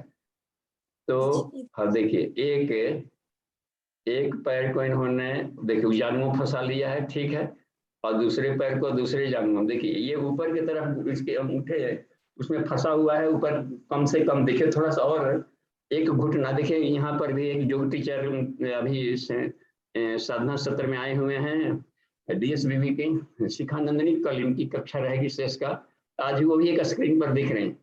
तो वो भी देखिए सामने दिख रहे हैं कि घुटना जो लगा दिया गया है और इसको भी फंसा करके, तो ये सही पोस्चर्स में आ रहा है। तो नितिन जी आपके साथ में है तो थोड़ा सा उनका और करीब में हो सकता है क्या, उनका देखे तो शिखानंदनी का ये भी, तो आप भी देखते रहे तो उनका सही आएगा, ठीक है। हाँ ये स्थिति में तो ये मेडिटेशनल बात बन सकती है। इसको स्वस्तिकरण, देखें पैरों का इस तरीके से क्रॉसिंग हो गया है और वहां पर मुड़ाव है, तो स्वस्तिक ओम का एक कॉन्फ़िगरेशन है, ज्योमेट्रिकल कॉन्फ़िगरेशन जो प्लस बनाकर मुड़ता है। तो ये कैसा ध्वनि है, तो देखिए ठीक से नहीं दिख रहा है किन्हीं का, वृंदावन से, हाँ ये क्या है, थोड़ा सा और पीछे हो सकते हैं क्या, अपने शरीर को मत दिखने, केवल पैर दिखे, थोड़ा सा भाते भी आप पीछे हो जाए तो, या स्क्रीन को थोड़ा सा टेढ़ा कर, हाँ थोड़ा पीछे हो जाए, ठीक है, हाँ वो दिख रहा है इनका, शिखा नंदिनी का दिख रहा है ठीक से, इनका भी अब दिखने लगा। इस तरीके से बैठेंगे तो ओम, इसका मतलब है चेतना का ऊर्ध्वगमन होगा। अब मेडिटेशन किया जाए इसी में, तो हाथों को अपने सुविधानुसार रख लिया जाता है मेडिटेशनल पोस्चर में, कहीं या तो ध्यान मुद्रा में, ज्ञान मुद्रा में, या चिन्मयी मुद्रा में, ये सारे मेडिटेशनल होते हैं। ये सब चेतना को, अब देखिए उधर से भी पतंजल से भी पटेल जी हैं, सुरेंद्र पटेल है, तो आप भी अपने स्क्रीन को कोई ऐसा कर लीजिए, वो छोटे छोटे ऊपरी वाली लाइन में दिख रहे हैं, तो वो भी अपना कर रहे हैं, और वो पीएचडी कर रहे हैं, IMSc कर चुके हैं देव संस्कृत विश्वविद्यालय से, ठीक है। तो अब ये देखिए, ये स्वस्तिकासन है। तो ये आदित्य बता रहे हैं कि इसमें क्या होता है कि तुमको मेरुदंड भी सीधा रहेगा और चेतना स्वतः ही मेडिटेशन में हेल्पफुल है, और ऊर्ध्वगमन में सुषुम्ना मार्ग से चेतना में बिखराव को ऊपर ले जाने की प्रक्रिया होगी, यानी उद्गित प्राणों को, उद कहते हैं प्राण को, गित कहते हैं प्रकटीकरण को। तो प्राणों की अभिव्यक्ति जब ऊपर की तरफ जाती है तो उद्गित होता है, और उद्गित का एक नाम प्रणव है इसमें, और प्रणव का को स्वस्तिक लिखते हैं, स्वस्तिक की तरफ बना लेना। तो ये स्वस्तिकासन में बैठकर किया जा रहा है, तो इसमें मेडिटेशनल में सुविधा होती, लेकिन उन्हीं के लिए संभव है जिनको कि पैर में ये है, वो इस मुड़ जा रहा हो और साइटिका गठिया टाइप का वहां पर ना, तो जिनका हो सकता है इसका लाभ ले सकते हैं। एक ये बात का कि यदि संभव है तो आप इसको आप कर सकते हैं। अगला बताया कि ये संभावना नहीं है तो इसको करके देखिए, मेडिटेशनल पोस्चर है 17। तो अगले क्रम में हम जाते हैं 34वें के बाद में, ये देखिए 33वां हो गया आसन, और उसके बाद में ये दिया है पीठ का, इसमें देखिए गोमुखासन दिया है, उसके बाद में हम लोग देखते हैं गोमुखासन। तो पीठ के इसमें देखिए क्या लिखे हैं, पीठ के बाएं भाग की ओर दाहिने गुल्फ को, गुल्फ कहते हैं एड़ी को, बस पीठ के देखिए, और देखिए इस क्रम में अपना ये बना रहे हैं स्वस्ति के तरह में, ये गाय का मुख जैसा, एड़ी सट गया है, देखिए दाहिना पैर का एड़ी बाएं पैर के उस वाले कमर वाले हिस्से में चिपक गया, और आगे वाला घुटना दोनों एक दूसरे पर वो पड़ा हुआ है। अब इसमें ये देखिए, ये जो घुटने मिले हुए हैं ये आपस में, और ये पैरों का एक जो क्रम बन गया है, ये इस तरीके से, तो उनका देखिए योग शिक्षक अच्छा कर रहे हैं, तो ये बिल्कुल सही है। तो गाय के मुंह जैसा देखिए बन गया घुटना वाला पोस्चर, और गाय में सारे देवता होते हैं, तो समग्र देवत्व को प्राप्त कर रहा है। जो प्रचलन में था कि पीछे हाथ करके पकड़ते थे, उसको इन्होंने इसमें हटा दिया है कि नहीं, उसमें प्रॉब्लम होगा और इसमें ध्यान लंबा नहीं लगेगा। तो मेडिटेशनल गोमुख सिर्फ इतना ही कहलाएगा कि आराम से बैठे और लंबे समय तक देखिए शिखा नंदिनी को ध्यान की अवस्था में चली गई। तो जो इस तरीके से, तो हम लोग ये है, कृपया सही पोस्चर वाले साधक को मेन स्क्रीन पर लाए, ठीक है। ये शिखा नंदिनी है, ये अब मेन पोस्चर पर आ गए, तो इनका बिल्कुल पोस्चर परफेक्शन सही है। ये कान जैसा हो गया ना पैर गाय का, ये कान हो गया, ये हाथ हो गया, गाय के मुख पर अब है, उसके मस्तक पर अब विराजमान है साधक, अब उसकी चेतना ऊर्ध्वगमन हम यहाँ से कर रही है गाय का। तो ये प्राणों का ऊर्ध्वगमन की प्रणाली इसमें बहुत शानदार होती है। हमने देखा है देहात में भी लोग ऐसे करके बैठकर और पंचायती में बैठ करके लंबे समय तक बातचीत करते रहते हैं। तो ये हो गया दूसरे वाले क्रम में गोमुखासन। कहा कि हे सिखी, ये भी तुम्हारे समाधि पाद को, चेतना को ऊर्ध्वगमन में मदद करेगा। तो ये मेडिटेशनल पोस्चर है आसनों में, तो इनकी पढ़ाने की शैली। तीसरा वाला हम देखते हैं, वो तीसरा वाले में ये रखा गया है, हाँ, एक चरण को बाईं जांघ पर, तीसरे वाले चरण में वीरासन बताया। तो वीरासन का पोस्चर देखिए इसमें किया है, एक चरण को बाईं जांघ पर तथा दूसरे को दाहिने जांघ पर निश्चल भाव से आरोपित करके बैठना वीरासन। हाँ, अब ये देखिए इनका पैर थोड़ा सा बाहर निकल रहा है, तो इसमें है कि ये वीरासन में ये वाली बात को यहाँ पर ये कह दिया कि वीरासन के एक पैर के एक चरण को दूसरे जांघ पर, इसमें चरण शब्द का है, पद्मासन में पंजा था, देख होता है। अच्छा, वीरासन में एक और पोस्चर है जो प्रचलन में आता है, उसको सिखा, आप उसको बताइए तो। जो बैठते हैं इस तरीके का, जो प्रचलन में अभी है कि हम लोग ये इस तरीके से मंकी बैठते हैं इसमें। हनुमान जी का भी कहीं कहीं ऐसा पोस्चर रहता है कि जहां भी जरूरत पड़ा एकदम छलांग लगा दिए। तो ये भी एक वीरासन है। अक्सर देखेंगे बंदरों की सभा में बैठे रहते हैं, तो उनका मीटिंग चलता है तो ऐसे इस तरीके से बैठे रहते और पीठ कर देते हैं सूर्य की तरफ। वो लोग जो मॉर्निंग का मीटिंग बंदरों का होगा, कहीं देख लेंगे जंगलों में गुजरते हैं तो गजब करते हैं कि सब भानु पीठ है, अनल सम्मुखा, ये कमाल की बात रखती है। तो ये प्रचलन में है। लेकिन यहाँ पर ये बता रहे हैं कि इसमें मेडिटेशनल में इसमें दिक्कत आ सकती है, ठोडी ऊपर नीचे हो सकता है और पादनी मार कर बैठने में आए, तो इनमें थोड़ा पोस्चर को बदला है, वीरासन का नया पोस्चर दिया है। तो इस उपनिषद के अनुसार वीरासन कैसे किया है ये देखिए। एक पैर को, उसके चरण को मैंने पूरा गुल्फ भी बाहर कर दिया जांग पर, और दूसरे को, हाँ दूसरे को उस पर। ये भी एक तरीका है कि उसको नीचे रख लिए तो लंबा हो सकता है, इसको अर्ध वीरासन कहेंगे। लेकिन दूसरे पैर को भी यदि जांग पर उधर ले जाए तो ये पूर्ण वीरासन आएगा। हाँ, पहले को रख लिया, दूसरे को भी रखें पद्मासन की तरह, लेकिन थोड़ा सा उसको आउट, हाँ बाहर कर लें, और कोशिश हो कि उसका जो घुटना अंगूठा है वो जमीन को छूने लगे, तो वो बिल्कुल तो ऐसे बस झुका हुआ रहे, और आप मेडिटेशन में जाएं, ध्यान मुद्रा में चले जाएं। बस ये भी एक चेतना को ऊपर ले जाने में बहुत शानदार होता है, जिससे होता है ना, जैसे वीर साधक को, तो वीर साधक को वीर बनाता है। वीर यानी कि वो उठा पटक में वो झटका नहीं आएगा, वो स्ट्रगल, संघर्ष के लिए उसको सुविधा मिल जाती है, वीरासन, वीर साधक। तो ये एक बात बनी है। तो देखिए ये है तीसरा इनका ये। अच्छा, अगले क्रम में ये रखा हुआ है पद्मासन नहीं, योगासन। एक योगासन शब्द है इसमें 38वें वाले में। तो दाहिनी एड़ी को गुदा भाग के बाईं ओर तथा बाएं एड़ी को गुदा भाग के दाहिनी ओर लगा करके बैठना योगासन है। अब देखिए, एड़ियों के द्वारा जो सीवन है हम लोग का मूलाधार वाला एरिया, उसके दोनों साइड में एड़ियां की जा रही और क्रॉस में ले जा रहा। तो इन एड़ियों के माध्यम से आपस में ये घुमा करके ले जाकर वहां पर लेगा। देखिए कितना शानदार पोस्चर में बैठी है, इसको योगासन इसमें कहा गया है। तो इसने योग किया, आप देखिए क्या इसका लाभ मिल सकता है। अपने साइंटिफिक इसको हम लोग देखें तो एड़ियों से वो भागने नहीं दे रहा वहां पर, और ये जो हम लोग का एनल अपर्चर है और उसके थोड़ा सा आगे में है, तो वहां के एरियाओं को, बिखराव को रोकने में भी काम आ रहा है, मूलबंध में भी ये काम आ रहा है, और दोनों एरिया से क्रॉस कर लिया, वहां पर ले लिया। तो और इस तरीके से बढ़िया से कैंची मार के टाइप वहां पर बैठ लिया, और देखिए मेडिटेशनल भी है ये। तो ये कहा कि ये योगासन है, ये भी मदद करता है। यदि ये तुम्हारा संभव हो सकता है तो ये सारे बहुत सब हेल्पफुल हैं, चेतना की शिखर यात्रा में हेल्पफुल है।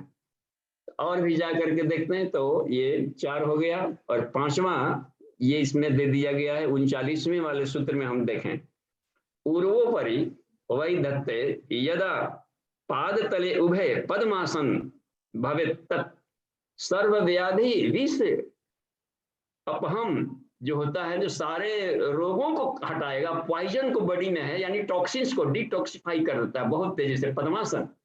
अब देखिए पद्मासन में अक्सर लोग बैठ जाते हैं, तो इसमें कोई दिक्कत नहीं है, बैठते हैं। जिनका भी थोड़ा सा ये है फ्लेक्सिबल पैर, वो बैठ सकते हैं।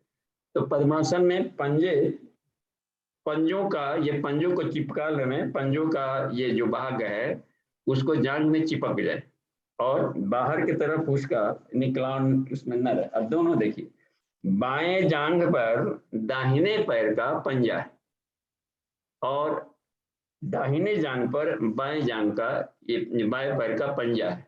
इसमें देखिए पंजा शब्द का प्रयोग किया, वहां चरण का प्रयोग किया था, और यहाँ पर पंजा का प्रयोग कर रहा है उसमें तक। तो दोनों जांघों पर दोनों पैरों के पंजों को प्रतिष्ठित करके बैठना ही पद्मासन है। यह आसन समस्त व्याधियों एवं विषयों का विनाशक कहा गया। समझिए कितना तेजी से अपने शरीर के भीतर के टॉक्सिन्स को निकालेगा, और चूंकि मेडिटेशन भी हो रहा है साथ में, तो चेतना को ऊर्ध्वगमन भी करेगा। दोहरा लाभ एक साथ में ही सभी दे रहा है।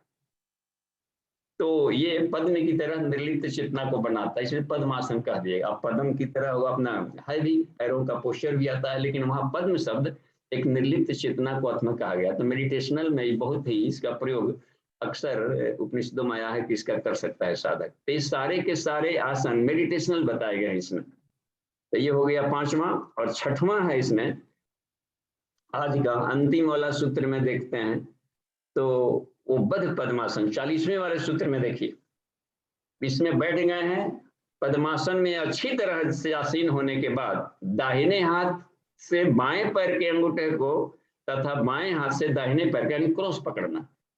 देखिए दोनों कर ली हैं, भारती दी का भी पोस्चर अच्छा हो रहा है और शिखा नंदिनी दी का भी पोस्चर अच्छा हो रहा है।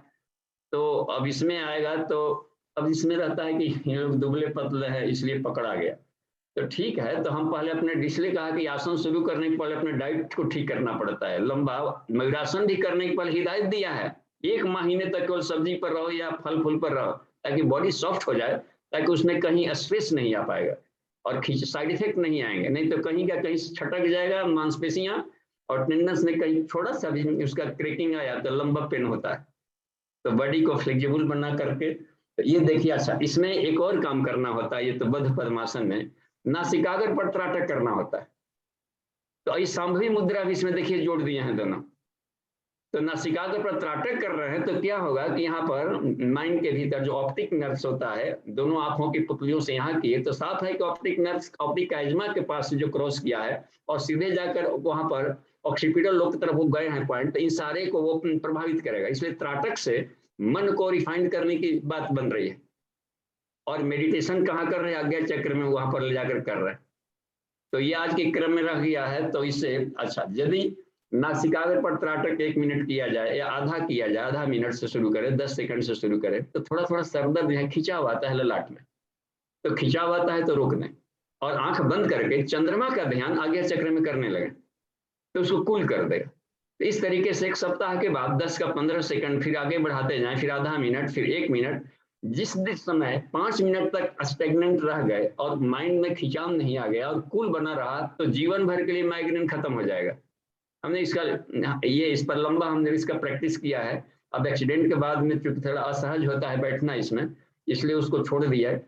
लेकिन ये इस पर आधा घंटा हम बैठ करके मेडिटेशन करके लंबे प्रैक्टिकल करके देखा कि इसका क्या असर पड़ रहा है भीतर। तो उपनिषदों में कहीं कहीं हिस्सा दिया है। तो ये है मेडिटेशनल तरीका और बहुत ही कमाल का चेतनात्मक उन्नयन का। तो आज की कक्षा को यहीं पर हम विराम देंगे और ये हो गया 20 तक, इसलिए केवल 20 मंत्रों को हमने लिया है ताकि एक ही दिन में सरपट भागे जो भी बताया गया उसको हम लोग समझें और हो सकता है तो इसको हम लोग लाभ ले सकते हैं। तो ये मेडिटेशनल है। तो करीब 6 बजने को भी है, 2 मिनट रह गया है, तो हम प्रश्नोत्तरी सेशन में आते हैं और सभी योग शिक्षक भी उपस्थित हैं क्लास में, मोस्टली लोग हैं, तो ये लोग भी हेल्प करेंगे। इससे संबंधित कोई प्रश्न आता है तो ये लोग भी उत्तर देंगे। तो नितिन जी आप संभालिए कक्षा को। अब देखिए प्रश्नोत्तरी सेशन में क्या बात बन रही। जी धन्यवाद। जी प्रणाम। हाँ जी प्रणाम। बाबू जी, ये महत्त्व अहंकार ऐसे बोला जाता है जो आप बोलते हैं, तो इसमें अहंकार का जो नॉर्मली स्वरूप होता है जो हम समझते हैं, अभी तक समझे हैं, दिमाग में घुसा हुआ है, वही आ जाता है हमेशा। इसको कैसे ऐसे किया? जी, इसलिए अहंकार का जो प्रचलन में प्रयोग है तो इसी टाइप का है। तो बचपन से आदमी इस अहंकार का ये सब सुनते आ रहा है। उपनिषद तो पढ़े नहीं और जो लोग बता रहे हैं अहंकार का प्रयोग के उपनिषद वाला शैली में बोल नहीं रहा है। वो ईगो शब्द वहां पर है तो ईगो माने स्वबोधत्व की बात आती है। वहां ईगो माने आत्मा है, यहाँ पर ईगो है मान्यता वाला होता है कि अखड़पन वाला कुछ कर लिया पदार्थ जगत का। तो ये तो ब्लास्ट होगा ही होगा, क्योंकि पदार्थ की जगह तो सत्ता ही नहीं, अस्थिर नहीं, आज नहीं तो कल फूटेगा। यहाँ पर कर लिया घमंड, कोई और जाकर मजबूत मिल जाएगा, लूल मल देगा, तो फूटता है पटेल, चाहे लोभ हो या मोह हो या अहंकार वाली जो बात कही है कि मैं ही सबसे बड़ा ज्ञानी, मैं ही सबसे बड़ा धनी, मैं ही सबसे शक्तिशाली, महत्व की जो बात आ गई, इसका मतलब है कि चेतना विरल नहीं है, एक बाउंड्री में बांध दिया। तो वहां पर का ईगो माने मैं आत्मा हूँ, आत्मा के सिवा कुछ नहीं हूँ, और इस तरीके भाव आगे नैनम छिदंती शस्त्राणी भाव में रहता है, उदार हूँ, दयालु हूँ, प्रेम मेरा स्वभाव है, ऐसा ही किरणें बिखर रहा है, तो वो अहंकार मोक्ष दिलाएगा। तो मान्यताएं तो है अहंकार, लेकिन उसमें है कि मान्यताएं यदि न बनाए तो बाहर भी नहीं आएगा, और बाहर के लिए भी ये भी अहंकार जरूरी है, नहीं तो वो भी बात नहीं जाएगा। एक घुराएगा नहीं तो दूसरा, ताली नहीं ठोकेगा तो दूसरा का मन्नू नहीं जगेगा। तो वो भी जरूरत पड़ता है साधक के प्रगति करने के लिए। तो दोनों तरह के अहंकार की जरूरत पड़ रही है, लेकिन उसमें रिजिडनेस नहीं चाहिए। बस फॉर द टाइम बिंग होता है बाहर का, जरूरत पड़ा है तो उसको कर लिया, मान्यता बना करके बोला, रोल करना है ना, पाठ करना है उसको वैसा। तो मान्यता न बनाएंगे, अहंकार कोई यदि केमिस्ट्री ना हो तो कोई हम बिल्डिंग की कल्पना नहीं कर सकते ना, न कोई आर्किटेक्ट इंजीनियरिंग फेल, वास्तु देवता फेल, क्योंकि बनाने के पहले दिमाग में एक नक्शा बनाता है। हम कोई भी काम करने चलते हैं तो दिमाग में एक प्लानिंग बनाते हैं, एक नक्शा, और फाइनल प्रारूप बना करके ये है, अब इसको कार्य रूप देने की बात बनती है। उसमें बुद्धि भी काम करते रहता है कि ये ऐसा बनाएंगे तो यहाँ दिक्कत आएगी, वो मकान ऐसा बनाएंगे तो यहाँ दिक्कत आएगी, वहां पर तो हम तो देखा ही था कुछ भिन्न बना लेते हैं। तो देखिए कितना इसमें माइंड डेवलप हो रहा है। तो बाहर के भी उन्नयन में, रिसर्च में, सिद्धि बनाने में, मुनि बनाने में मदद करता है ये अहंकार पदार्थ वाला भी, और ऋषि बनाने में वो वाला स्वत्व वाला अहंकार उधर मदद कर रहा है। तो दो ही सत्ताएं चलाते थे, ऋषि और मुनि, यानी एक एप्लीकेशन उपयोग हो। आइंस्टाइन ने फार्मूला खोजा फिजिक्स के सूत्र, तो एप्लीकेशन उसका कहाँ किया जाए।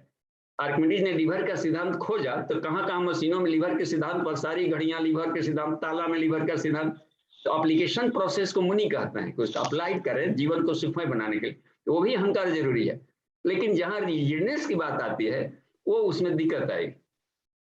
तो हम लोग जो बोल चाल में इसको आते हैं, तो हमको लगता है कि बात कुछ क्लियर हुई होगी। जी बहुत बहुत धन्यवाद बाबू जी, धन्यवाद जी, धन्यवाद जी, प्रणाम। देखिए और एक और हैंड रेज क्या आया था, कुछ या कुछ रिटन में आया था प्रश्न, देखा जाए तो। जी बाबू जी, चैट बॉक्स में आए हैं कुछ प्रश्न, तो मैं उन्हें पढ़ देता हूँ। जी धन्यवाद। वीरेंद्र प्रसाद जी का प्रश्न है कि अनीति अत्याचार के साथ कैसे शिव भाव रखें। अब देखिए, अनीति करने वाला भी ईश्वर है, अनीति रोकने वाला भी ईश्वर है। तो अनीति उसमें, तो इसको कहते हैं नीति अनीति के खेल में तो नीति पक्ष जीतता है इसमें। तो ये इसको दिखाने के लिए ईश्वर को दो रोल करना ही पड़ेगा। क्या नीति करने वाला है तो आप उसको नीति पर करें, यदि हम केवल ज्ञानी हैं, रोक नहीं सकते हैं, तो नीति का समर्थन करें, तो ब्राह्मण वाली भूमिका में आ जाएगा, सत्य का समर्थन कर दे। यदि रोकने की सामर्थ्य है तो अनीति को रोके, क्षत्रियत्व वाला भाव से उसको रोक लिया, ऑपरेशन कर दिया, ये कर लिया। तो भीतर के ब्राह्मणत्व, भीतर के क्षत्रियत्व विकसित करने के लिए ये प्रोसेस जरूरी है कि कोई ना कोई अनीति करे, ताकि उसका कोई दूसरा जवाब दे। नहीं ऐसा होगा, देखिए प्रज्ञोपनिषद में सारी शंकाओं का समाधान है। उसमें जहां पर ये आता है संघर्षशीलता, देवर्षि नारद के प्रश्नों का उत्तर जब दे रहे हैं पिपलाद ऋषि, कहा कि तो ठीक है उग्रवाद आतंकवाद हो रहा है, तो हम कहें कि प्रेम करें, उसका क्या करें, माल्यार्पण करें उसका जा करके, क्योंकि सुरक्षा विभाग इनका विभाग था।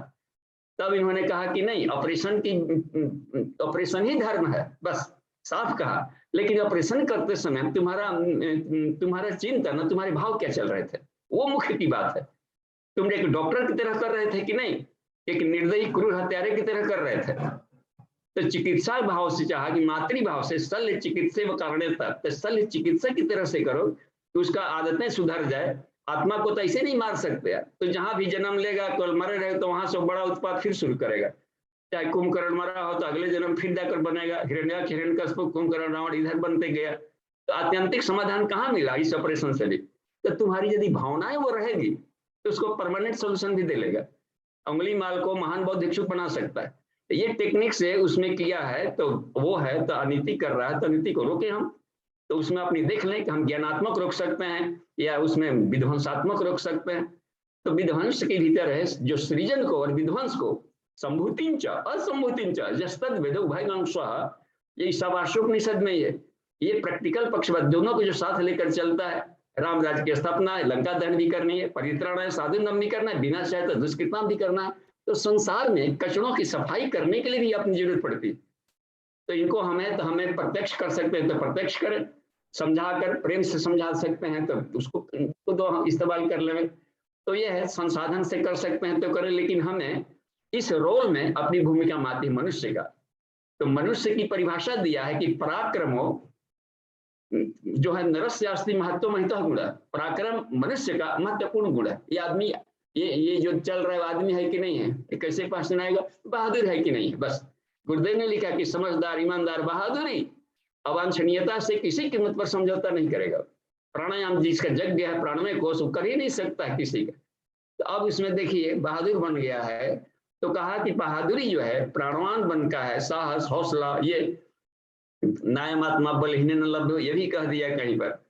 तो उसमें क्या, इसमें एक बात बन रही है कि अब वो अब ये उस फ्लो में हम उसको फ्लो को पकड़ रहे हैं जहां पर कि वो बात का क्रम चल रहा था। हाँ, तो प्राण के द्वारा अब उस पर नियंत्रण करने की जो बात आती है, तो वहां भी संघर्ष का बात बन रहा है। तो उसमें पराक्रमो नरस्यास्ति महतो महिता गुणा, देखिए, और पराक्रम आएगा कैसे? मन्यु से मनुष्य बन रहा है, और ईश्वर को, शिव जी को ही मन्यु है, मन्यु ओम नमस्ते मन नवउतो ईश्वर नमः बाहुभ्याम उत्ते नमः और रुद्राय नमः। रुद्र भगवान का वेद में ही मंत्र है कि हे रुद्र आपके क्रोध को प्रणाम है। तो वहां पर रुद्र मन्यु इसलिए बन गया है कि निश्चरहीन करो मैं। तो असंतुलन की स्थिति में संतुलन बैठाने के लिए बात की जा रही है। तो वहां पर ठीक है, तो मन्यु से मनुष्य बना, तो पराक्रमो नरस्यास्ति महतो महिता गुणा, और संघर्षेण नान्य था, बस उभय जो भी ये उत्पन्न होता है वो संघर्ष से उत्पन्न होता है। तो संघर्ष के लिए दो पक्ष तो चाहिए ही चाहिए ना। तो देवासुर संग्राम हमेशा चलता है, नेगेटिव थॉट पॉजिटिव तो दिमाग में चलते रहता है। इस स्ट्रगल क्यों करते हैं? स्ट्रगल घर्षण एक योगाभ्यास है। तो योगाभ्यास में हमने देखा है क्या, मुक्केबाजी चलता है ना, बॉक्सिंग। तो बॉक्सिंग में तो अपने ही देश का ना ये मारेगा, अपने ही देश का दूगो अभी सीख रहा है, कर रहा है। तो क्या कहे कि गुरु मार रहे, मान लें कि बॉक्सिंग का गोल्ड मेडलिस्ट लेना है ओलंपिक में या कहीं और भी खेल में, और टॉपर भी वन वाला भी एक ही देश का पहुंच गया है, मान लें कि इंडिया के पहुंच गया टॉप गोल्ड मेडलिस्ट का, और सिल्वर वाले स्थान पर भी यही है। तो वो तो आपस में लड़ेगा, नाक खूब मारेगा फ्री स्टाइल वाला, तो कहेंगे कि एक ही देश वाला लड़ रहा है, कहेंगे क्यों, खेल है, गेम है, रखना है, काहे का लड़े, घर्षण कर रहा है अपने पराक्रम को बढ़ाने के लिए। तो एक युद्ध भी एक क्रीड़ा है, बस बैंड बाजा के साथ जो की बात बनती रहती है, चलो क्रीड़ा करता है, गेम भी एक क्रीड़ा है। संसार पूरा का पूरा एक गेम है, खेलना है, एंजॉय लेना, एंजॉय की मस्ती है, तो इसलिए जरूरी है आप एंजॉय लेकर करें, समाधान करें।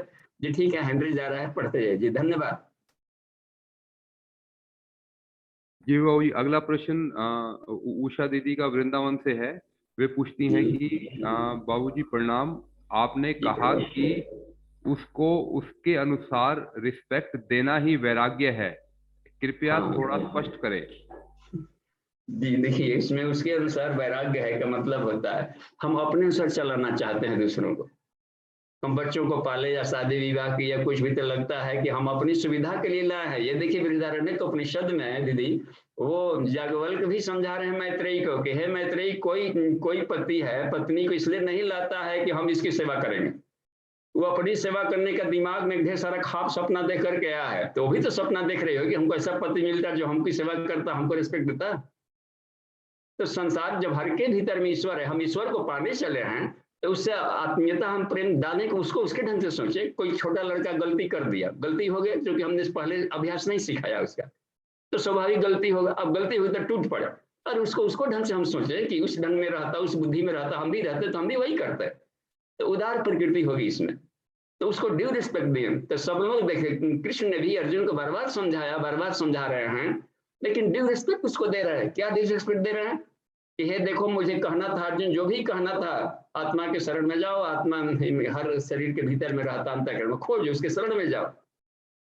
ईश्वर सर्वभूतानां हृदय से अर्जुन तिष्ठति तमेव शरणं गच्छ, उसके शरण में जाओ और वही तुमको परम शांति दे लेगा, स्थायित्व। तो यहाँ पर भी दे दिया, नहीं आ रहा है तो तुम हमको गुरु कहा है ना जी, तो फिर हम जैसे कहते हैं वैसे साधना करो और वैसे प्रैक्टिकल करो, तब ठीक है। उसमें कहा कि अब रह गई बात, ठीक है, फिर भी तुमको स्वतंत्रता का अधिकार है, क्या कि हमारी बात को माने न माने, ये राइट है उसका, हर व्यक्ति का राइट है। ये श्रेय का पथ है, ये प्रिय का पथ है, रास्ता बता दिया, इसमें ये दिक्कतें आएंगी, इसमें ये सुविधाएं बनेगी, इस रास्ते में इतने पड़ाव मिलेगी, इस रास्ते में ये सुविधाएं हैं। तो यह है, फिसलने का भी सुख मिलता है, लेकिन स्केटिंग में कितना ना कि छिला गया उसका चमड़ा, इतना नहीं फिसल गया। स्केटिंग वाले देखते कितना, गिरने वाले पर भी उसका दिक्कत मिलता है। घुड़सवारी से जो गिरते हैं उनका भी देखिए, और वो हचकोले खा के मजा भी ले रहे हैं। तो ये बता दिया जाता है कि दोनों में ये दिक्कतें आएगी, लेकिन चयन का अधिकार तो है उसको, तो उसको रिस्पेक्ट दें, अपना थोपे मत, डिक्टेटरशिप न चलाएं संसार में कहीं भी। तो ये वैराग्य कहलाएगा, यानी उसके साथ उसकी आत्मा के रिस्पेक्ट देना। तो इसका मतलब है कि राग करना कहाँ से, वो उसकी आत्मा से हमने राग कर लिया। तो वैराग्य हो गया क्या, उन मान्यताओं से वैराग्य हो गया ना जो अपनी धौंस चलाने वाले थे हम। तो ये है, तो उसमें रह गई कि पदार्थ जगत तो उसके अपने राइट पर है, वो अपने ढंग से जी सकता है, उसको रिस्ट्रिक्ट नहीं घर में। ऐसा नहीं लगता है घर में हम गार्जियन हैं तो अपना पूरा शासन चला दिया। छोटे छोटे बच्चे रहते हैं भी अपने फ्रेंड ला सकते हैं, वो भी ला सकते हैं। नहीं तो कहेगा कि चलो घर में, नहीं नहीं वो तो दादाजी का घर है, उन्हीं का शासन चलता है, यहाँ पर और घर में रहो, मम्मी घर है, पापा का घर है खाली। तो उनको भी लगना चाहिए कि हमारा घर है, अपने ढंग से पढ़ेगा, लेट हो जाएगा बच्चे का, अपने करेगा तब अच्छा। अब है कि उसको समझाना है, सुधारना भी है। तो बेस्ट फ्रेंड बने बिना नहीं किया जा सकता है। तो बेस्ट फ्रेंड बनना एक तरीके से उसकी आत्मा को रिस्पेक्ट देना है।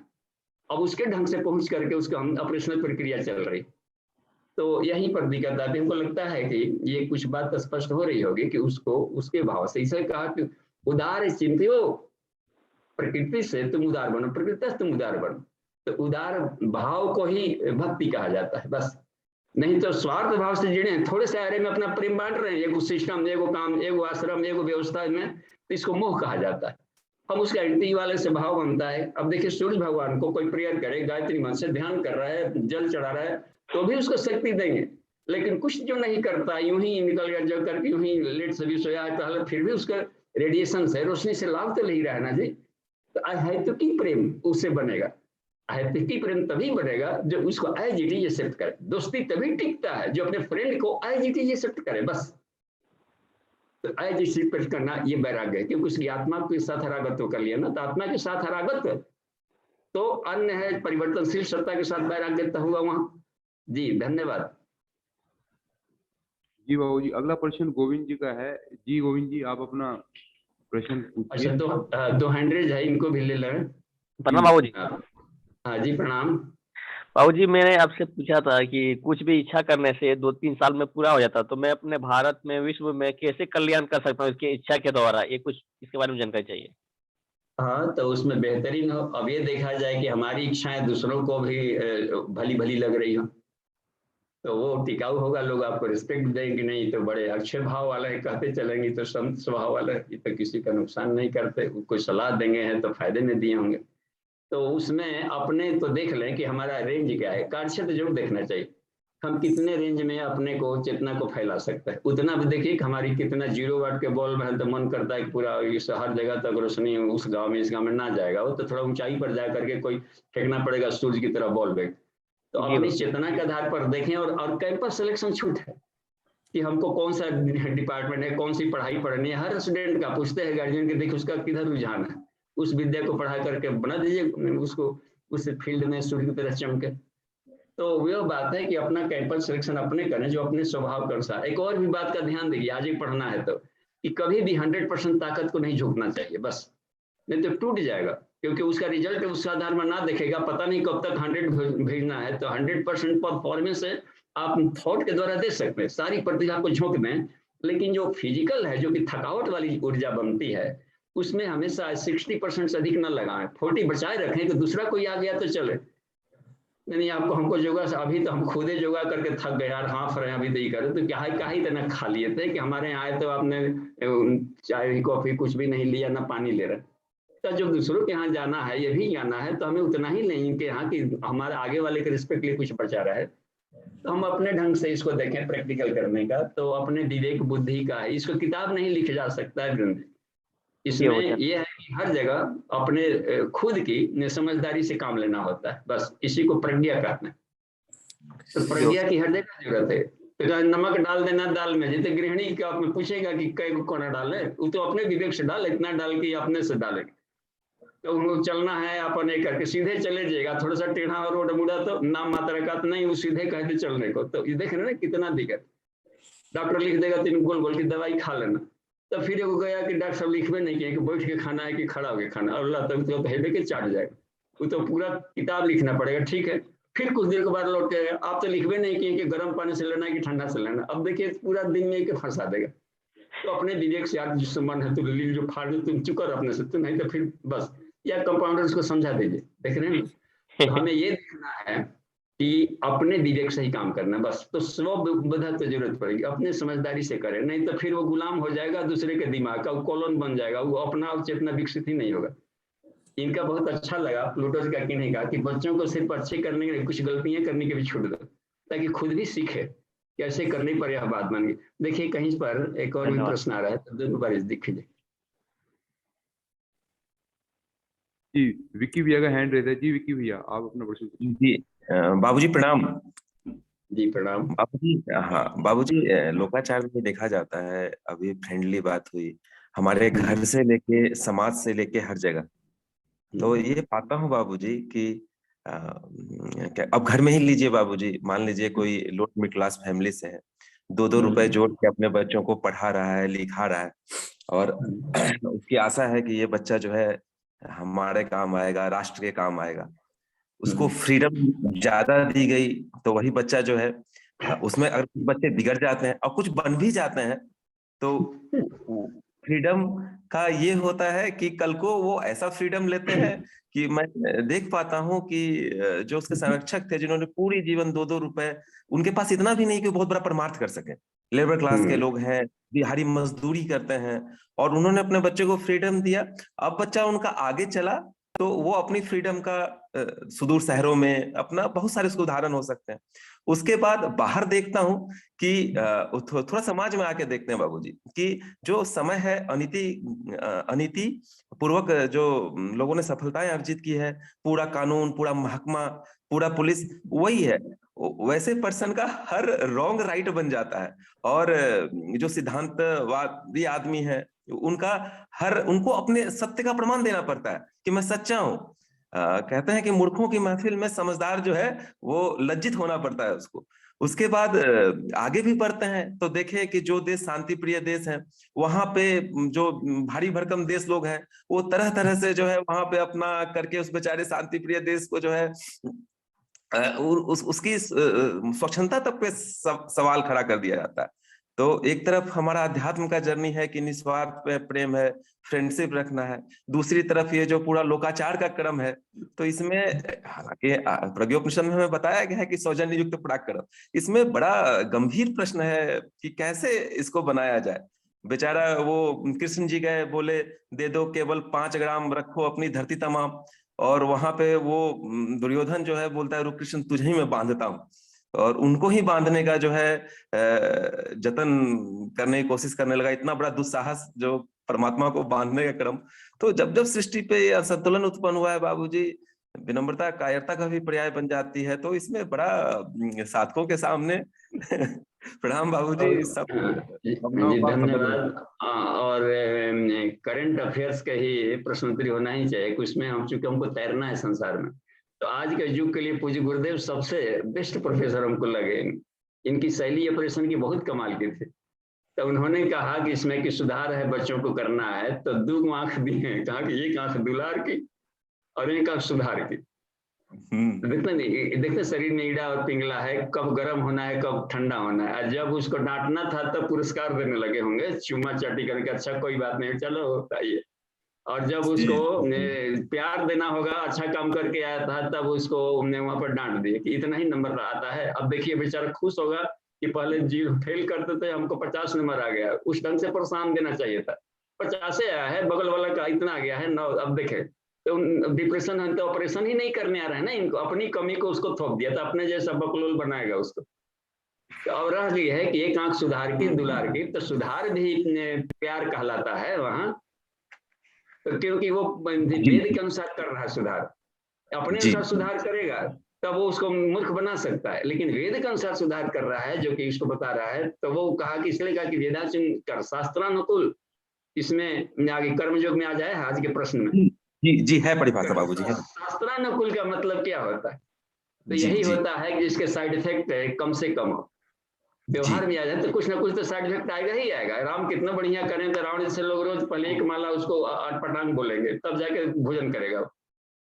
तो यह रह गई बात में, तब फिर भी वो शास्त्रानुकूल कर रहे हैं तो उसकी विजय होगी। तो ये कृष्ण बताना चाहते हैं भगवान जी कि मैं ही वो हूँ और मैं ही ये हूँ। मैं इस तरीके से खेल खेलता हूँ कि तुम इसके परिणाम को समझो कि ऐसा करने से ये होता है, ऐसा करने से ये होता है। यहाँ 2 का रोल ही नहीं है ना, दिक्कत ये बन गया। हमको उस चेतना से नीचे नहीं गिरना है, अच्युत बने रहना। जी तो ऐसा क्यों सिखाए? हमको ये शिक्षा देने के लिए ऐसा पाठ किया है भगवान जी। 2 का रोल बनाकर ऐसा किया है, तो देख इतने से बात नहीं बनेगी। और जिसका संस्कार एकदम चिमड़ा हो गया हो, हठ पर चट्टान की तरह, वो भगवान के भी समझाने से नहीं मानेगा। कैसे नहीं मानेगा? देखो दुर्योधन हम बन के दिखाते हैं और देखो हम जाकर कृष्ण बन के समझाते हैं। तो डबल रोल कर देता है पेल करने का। तो देखो कि ये जो साधना होती है कितने जटिल होती है कि अब कभी भी उतना रिजिड मत बने दो, माने बंधन को इतना हार्ड गांठ मत बना लो कि फुटवे मत करे। जी जी समझाने से ना फूटेगा, क्रिया जो से फूटा कि नहीं फूटा, फाड़ फोड़ दिया बस तोड़ ताड़ दो। जी तो जी यह रह गई बात में। लेकिन वही सब क्रिया को आपको बताते हैं, यहाँ पर तो कोई क्रियाएं नहीं हो रहा है ना कोई प्रतिक्रियाएं हो रही है। तो हमें बुद्धत्व के लिए सारी क्रियाएं चल रही है, तो हमें ज्ञान हासिल करना चाहिए। जी जी जी बाबूजी, उपनिषद क्रम में तो बाबूजी एक साधक को जैसा फील्ड हो उसमें एक मजे खिलाड़ी की तरह खेलना चाहिए। हाँ, तो तभी न खेलेंगे जबकि सही जानकारी हो। जी जी जी बाबूजी। अगला हम क्यों माने कि हम खाली एक ही तरह का स्क्वायर कट लगाते हैं और तुरंत वाला वेरिएशन जानता है, अगला गूगली फेंक दिया तो। हाँ हाँ हम क्यों मान लें कि हम सब लोग रोड पर बढ़िया आदमी चलता है और सब डिसिप्लिन में आ रहा है, कोई अचानक जा रहे हैं, कोई बिल्कुल अचानक कोई जानवर गुजर गया तो, कोई अचानक लड़का दौड़ के चला गया तो। जी हर जी जी आने वाला ट्रक, हर आने वाली गाड़ी हमको एक्सीडेंट करने के लिए आ रही है, ये मान कर चलिए कितना रईस है लेकिन हमको मारने आ रहा है। तो उसमें अवेयरनेस बढ़ गया इसको। हाँ हाँ हाँ असावधानी भी एक कमी कहलाया है गायत्री महाविज्ञान में। जी जी तो इतना सज्जन था, क्यों हो गया? इस पक्ष में कमजोर था। वो ज्ञान में जी सज्जन था जी, लेकिन बहादुरी कहाँ किया? वो शक्ति पक्ष कहाँ जगाया? कुंडलिनी कहाँ जगाया अपना? जी जी और इसलिए हार गया कि खाली कुंडलिनी जगाया था, सहस्रार नहीं जगाया था। ऐसे बात कर, कॉम्बिनेशन नहीं था उसका, तो इसलिए इसके द्वारा उसको मरवाया, लेकिन कष्ट भी दिलवाया। चोर चोरा लगे, इतना ईमानदारी का कमाए थे। अरे कमाए थे तो ताला चौबी भी तो रखना चाहिए था ना। गुरुदेव साफ लिखे कि तुम माना कि ईमानदार है, लेकिन आज के युग में सरवाइव करना है तो ईमानदारी का सर्टिफिकेट भी चाहिए, बस सिर्फ। ये गुरुदेव का वाक्य है। जी बाबूजी, छुआ बाबूजी, प्रणाम बाबूजी। जी धन्यवाद, थैंक यू। देखिए तो हाँ, 100 में सुभाष चंद्र सिंह जी का है, कभी से है, उनको भी मौका दे लीजिए। फिर जाकर सुरेंद्र जी का भी है, और भी प्रश्न आते जा रहे हैं। सुरेंद्र जी का, जी सुरेंद्र जी का हैंड रेस पहले है। जी भैया आप अपना प्रश्न पूछिए। हाँ, प्रश्न किया जाए सुरेंद्र जी। जी प्रणाम बाबूजी। इसमें प्रश्न भी था और समाधान भी मिले थे, तो मुझे लगा साझा करूं। जैसा विक्की भैया का प्रश्न था, तो हमें भी वैसी समस्याएं आई रही, क्योंकि हमें बचपन से एक ही चीज सीखे थे, honesty is the best policy. तो विक्की भैया इसका प्रैक्टिकल सॉल्यूशन जो गुरुदेव ने युग निर्माण संकल्प में दिया है, जिसको मैं जरूर साझा करना चाहूंगा। जहाँ तो वहां पे गुरुदेव कहते हैं सज्जनों को संगठित करने, अनीति से लोहा लेने और नव सृजन की गतिविधियों में पूरी रुचि लेंगे। तो कभी भी अनीति के खिलाफ आपको लड़ना हो या आपको एक बड़े मोर्चे पे लड़ाई करना हो, तो गुरुदेव स्पष्ट बोले हैं जो युग निर्माण संकल्प है, यही आज का गीता है। मान के चलिए गीता का ज्ञान है कि वर्तमान में कैसे परिस्थितियों को कोप अप करें। तो स्पष्ट यहाँ पे गुरुदेव कह देते हैं कि सज्जनों को संगठित करने, अनीति से लोहा लेने और नव सृजन की गतिविधियों में पूरी रुचि लेंगे। तो जब तक यदि सज्जन संगठित नहीं होंगे तो काम बनने वाला है नहीं। और जैसे कहते हैं कि एक चना जो है वो कुछ कर नहीं सकता खास, तो वर्तमान में यदि इसकी मोर्चा लड़ना है तो हमें संगठित रहना पड़ेगा। दूसरा एक और है विक्की भैया, जो आपको कहना चाहूंगा, यदि गुरुदेव का प्रत्यक्ष मार्गदर्शन लेना हो 24 आवर्स कभी भी, तो अपने अंग अवयव आप उठा के पढ़ लीजिए, आपको कहीं न कहीं से मार्गदर्शन मिलेगा। क्योंकि गुरुदेव ने स्पष्ट कहा कि अच्छी पुस्तकें जीवंत देव प्रतिमाएं, उनकी आराधना से तत्काल प्रकाश और उल्लास मिलता है। ये तो विक्की भैया हो गया जो मैंने अपने प्रैक्टिकल लाइफ में सॉल्यूशन किया। आसनों का चूंकि क्रम था कि जरूर आपसे सबसे कहना चाहूंगा, एक लंबे समय से मैं भी state level, national level, international level पे आसनों का अभ्यास करता था। लेकिन जब पता चला कि भाई ये तो केवल नेटबाजी है, पैर को 360 घुमा लेना, हाथ को पीछे घुमा लेना, पैर को सिर पे रख लेना, जब पता चला कि भाई ये वास्तविक आसन नहीं है, आसन वो है जो महर्षि पतंजलि कहते, पातंजल योग सूत्र में स्थिरम सुखम आसनम, जिसमें स्थिरता हो और सुख हो, चाहे वो आपका पद्मासन हो, स्वस्तिकासन हो, वह वीरासन हो, तो जो आपको अच्छा लगे। और हालांकि जो हठ योग दीपिका के ग्रंथ हैं, ग्रंथ संहिता के जो ग्रंथ हैं, हठ योग के जो तंत्र साधना के पाठ हैं, उसमें पद्मासन को विशेष करके बताया गया है। तो ऐसा ना हो कि भाई हमसे ये अमुक आसन नहीं होता तो यार मजा नहीं आएगा।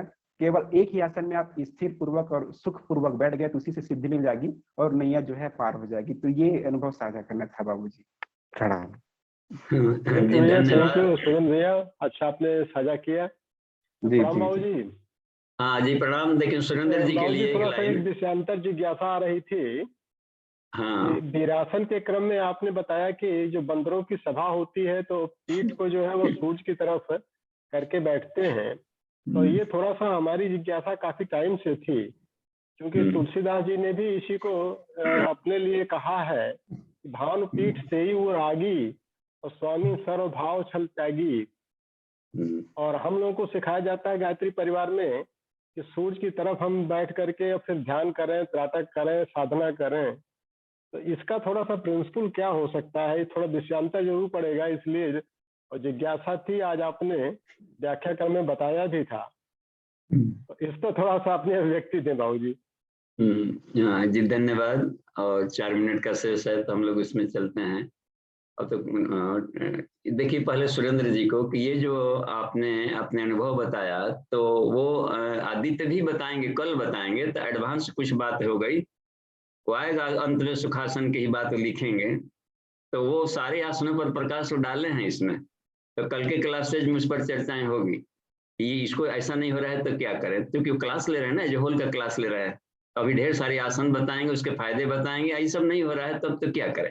अस्थिर सुगम आसन पर आएंगे, उतरेंगे, तो वो सबसे 17वां वाला लास्ट वहीं पर अंत हुआ है।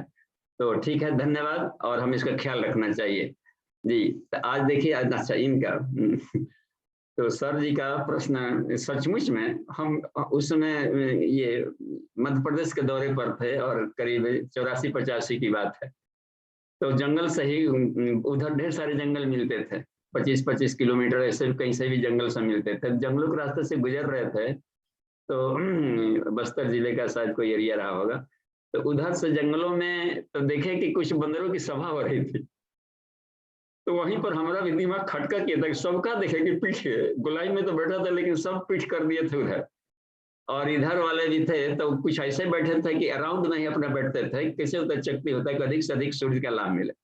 तो हम सोचे वहां पर कि ये काहे ऐसा लिख रहे हैं, और भानु पीठ वाला अनुल से मुखा वाली जो बात आई, तो इसका मतलब है कि जो रीढ़ की हड्डियां हमारी है वो बहुत ही करीब होती हैं बाहर से, और रीढ़ की हड्डी में ही सारे के तंत्र सिस्टम लगे हुए हैं, तो उसमें डायरेक्ट आएगा। यहाँ रीढ़ की हड्डी तक पहुंचते पहुंचते में ढेर सारे उसको लेयर को पार करना है सारी किरणों का, तो इसलिए हमको लगा कि ना कि रीढ़ की हड्डी, रीढ़ सेक दीजिए, इनका कमर सेक दीजिए, तो इतने उस वाले एरिया में ही सेकते हैं। कमर सेकना है तो नाभि तरफ ना कोई सेकवाता है, तो उधर में तुरंत ही हीटिंग हो जाएगा, और हीटिंग होने से क्या होता है कि उसमें पसीना आएगा, और पसीना आएगा तो नर्वस सिस्टम के टॉक्सिन से बाहर निकलते हैं, इसलिए सुबह मूषापान करना भी बहुत जरूरी होता है कि थोड़ा सा हल्का सा पसीना आ जाए, तो नर्व सिस्टम के टॉक्सिन्स को निकालना बहुत जरूरी होता है।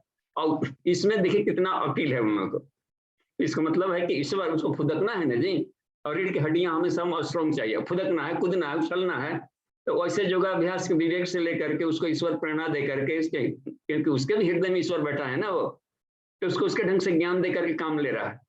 अच्छा, और गायत्री परिवार में जो बता दिया गया है कि सूर्य की तरह मुंह करके देखने, तो सूर्य आग है ना, फिर भी तो अनल ये भी अग्नि है।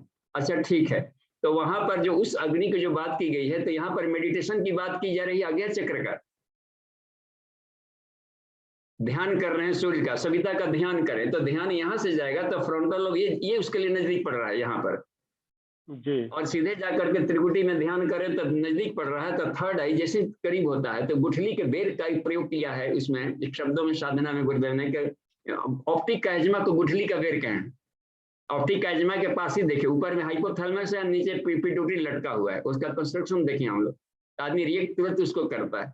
तो ये जादी वाली बात आज का पेशेंस भी लाएगा और सही एंगल विजन तो इधर से आ रहा है। और नेत्रों में भी ये कुछ सोलर सिस्टम के बैटरियां लगी होती है नेत्रों में, तो इलेक्ट्रोरेटिनोग्राफ मशीनें बताती हैं कि भीतर से भी आंखों की रोशनी आएगी, लेकिन सूर्य पर त्राटक करने से नेत्रों के दूर होते हैं। तो यहाँ पर हीटिंग का भी लाभ दे रहा है, मेडिटेशनल लाभ भी दे रहा है। तो इसलिए कहा गया है कि पूर्वाभिमुख करें, पूर्वाभिमुख माने अपने देवता के सामने मुंह करके बैठे, न कि दिशा से मतलब होता है, तो कहीं भी कर सकता है जोगी। अब पहुंच गया है इनके जैसा, नानक देव जैसा, तो जिधर कर ले यार, हर जगह ईश्वर है, क्या करेगा, पूर्व रक्षत बारह पश्चिम, देखे नहीं इसमें अग्नियाम करुणा, किसी भी दिशा में रहेगा जब, तो उस हालत में वो वाली चेतना से परे हो जाता है, उसका मैग्नेटिक फील्ड संसार के किसी भी मैग्नेटिक फील्ड को उससे प्रभाव में नहीं आएगा वो। लेकिन वो रागी वाले का मैटर है कि आग को सामने से तापना चाहिए जी, और आगे फिर से- वाली जो मैटर आया है कि मानसकार ने जो लिखा है चौपाई में कि भानुपीठ से ही और आगी, आग को हमेशा आगे से तापें, पीछे से न तापें, और सूर्य का जब भी हमको ग्रहण करना हो तो पीठ की तरफ करके करें। अच्छा, अब देखिए, मान लें कि उधर से पीठ पर लग रहे हैं, हम करेंगे हवन, तो डबल में आग का भी एक और ऊर्जा है। अनल माने वहां पर हवन करना है, तो हवन करते समय सामने रखेंगे तो वहां पर उसके भोटाई सब स्नान नाक की तरफ से आ रहे हैं और उसके आ रहे हैं, लाभ ले रहे हैं। तो भीतर वाला तो रीढ़ की हड्डियां हैं, लेकिन कार्य क्षेत्र बाहर है ना उसका, तो ये दोनों लाभ मिल रहा है। मान लीजिए अनाहत चक्र है लेकिन थाइमस ग्लैंड उसके सामने बाहर है, मणिपुर है लेकिन नाभि वाला उसके ठीक बाहर है, यहाँ पर उसके सारे पैंक्रियाज और उसके बाहर है आउटर में, और हमको जड़ी बूटियों का भी लाभ लेना है। तो वहां पर अग्नि का मतलब होता है ये यज्ञीय ऊर्जा। टायर ट्यूब जला करके तापने को कहीं नहीं कहा। ठीक है, थैंक यू। और समय हो गया है तो आज के लिए शांति पाठ, उधर यज्ञ का समय हो गया जी। ठीक है, सभी पार्टिसिपेंट्स को प्रणाम, शांति पाठ, कल मिलते हैं।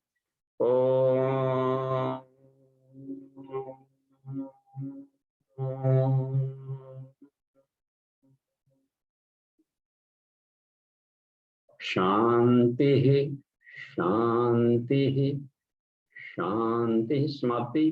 प्रणाम।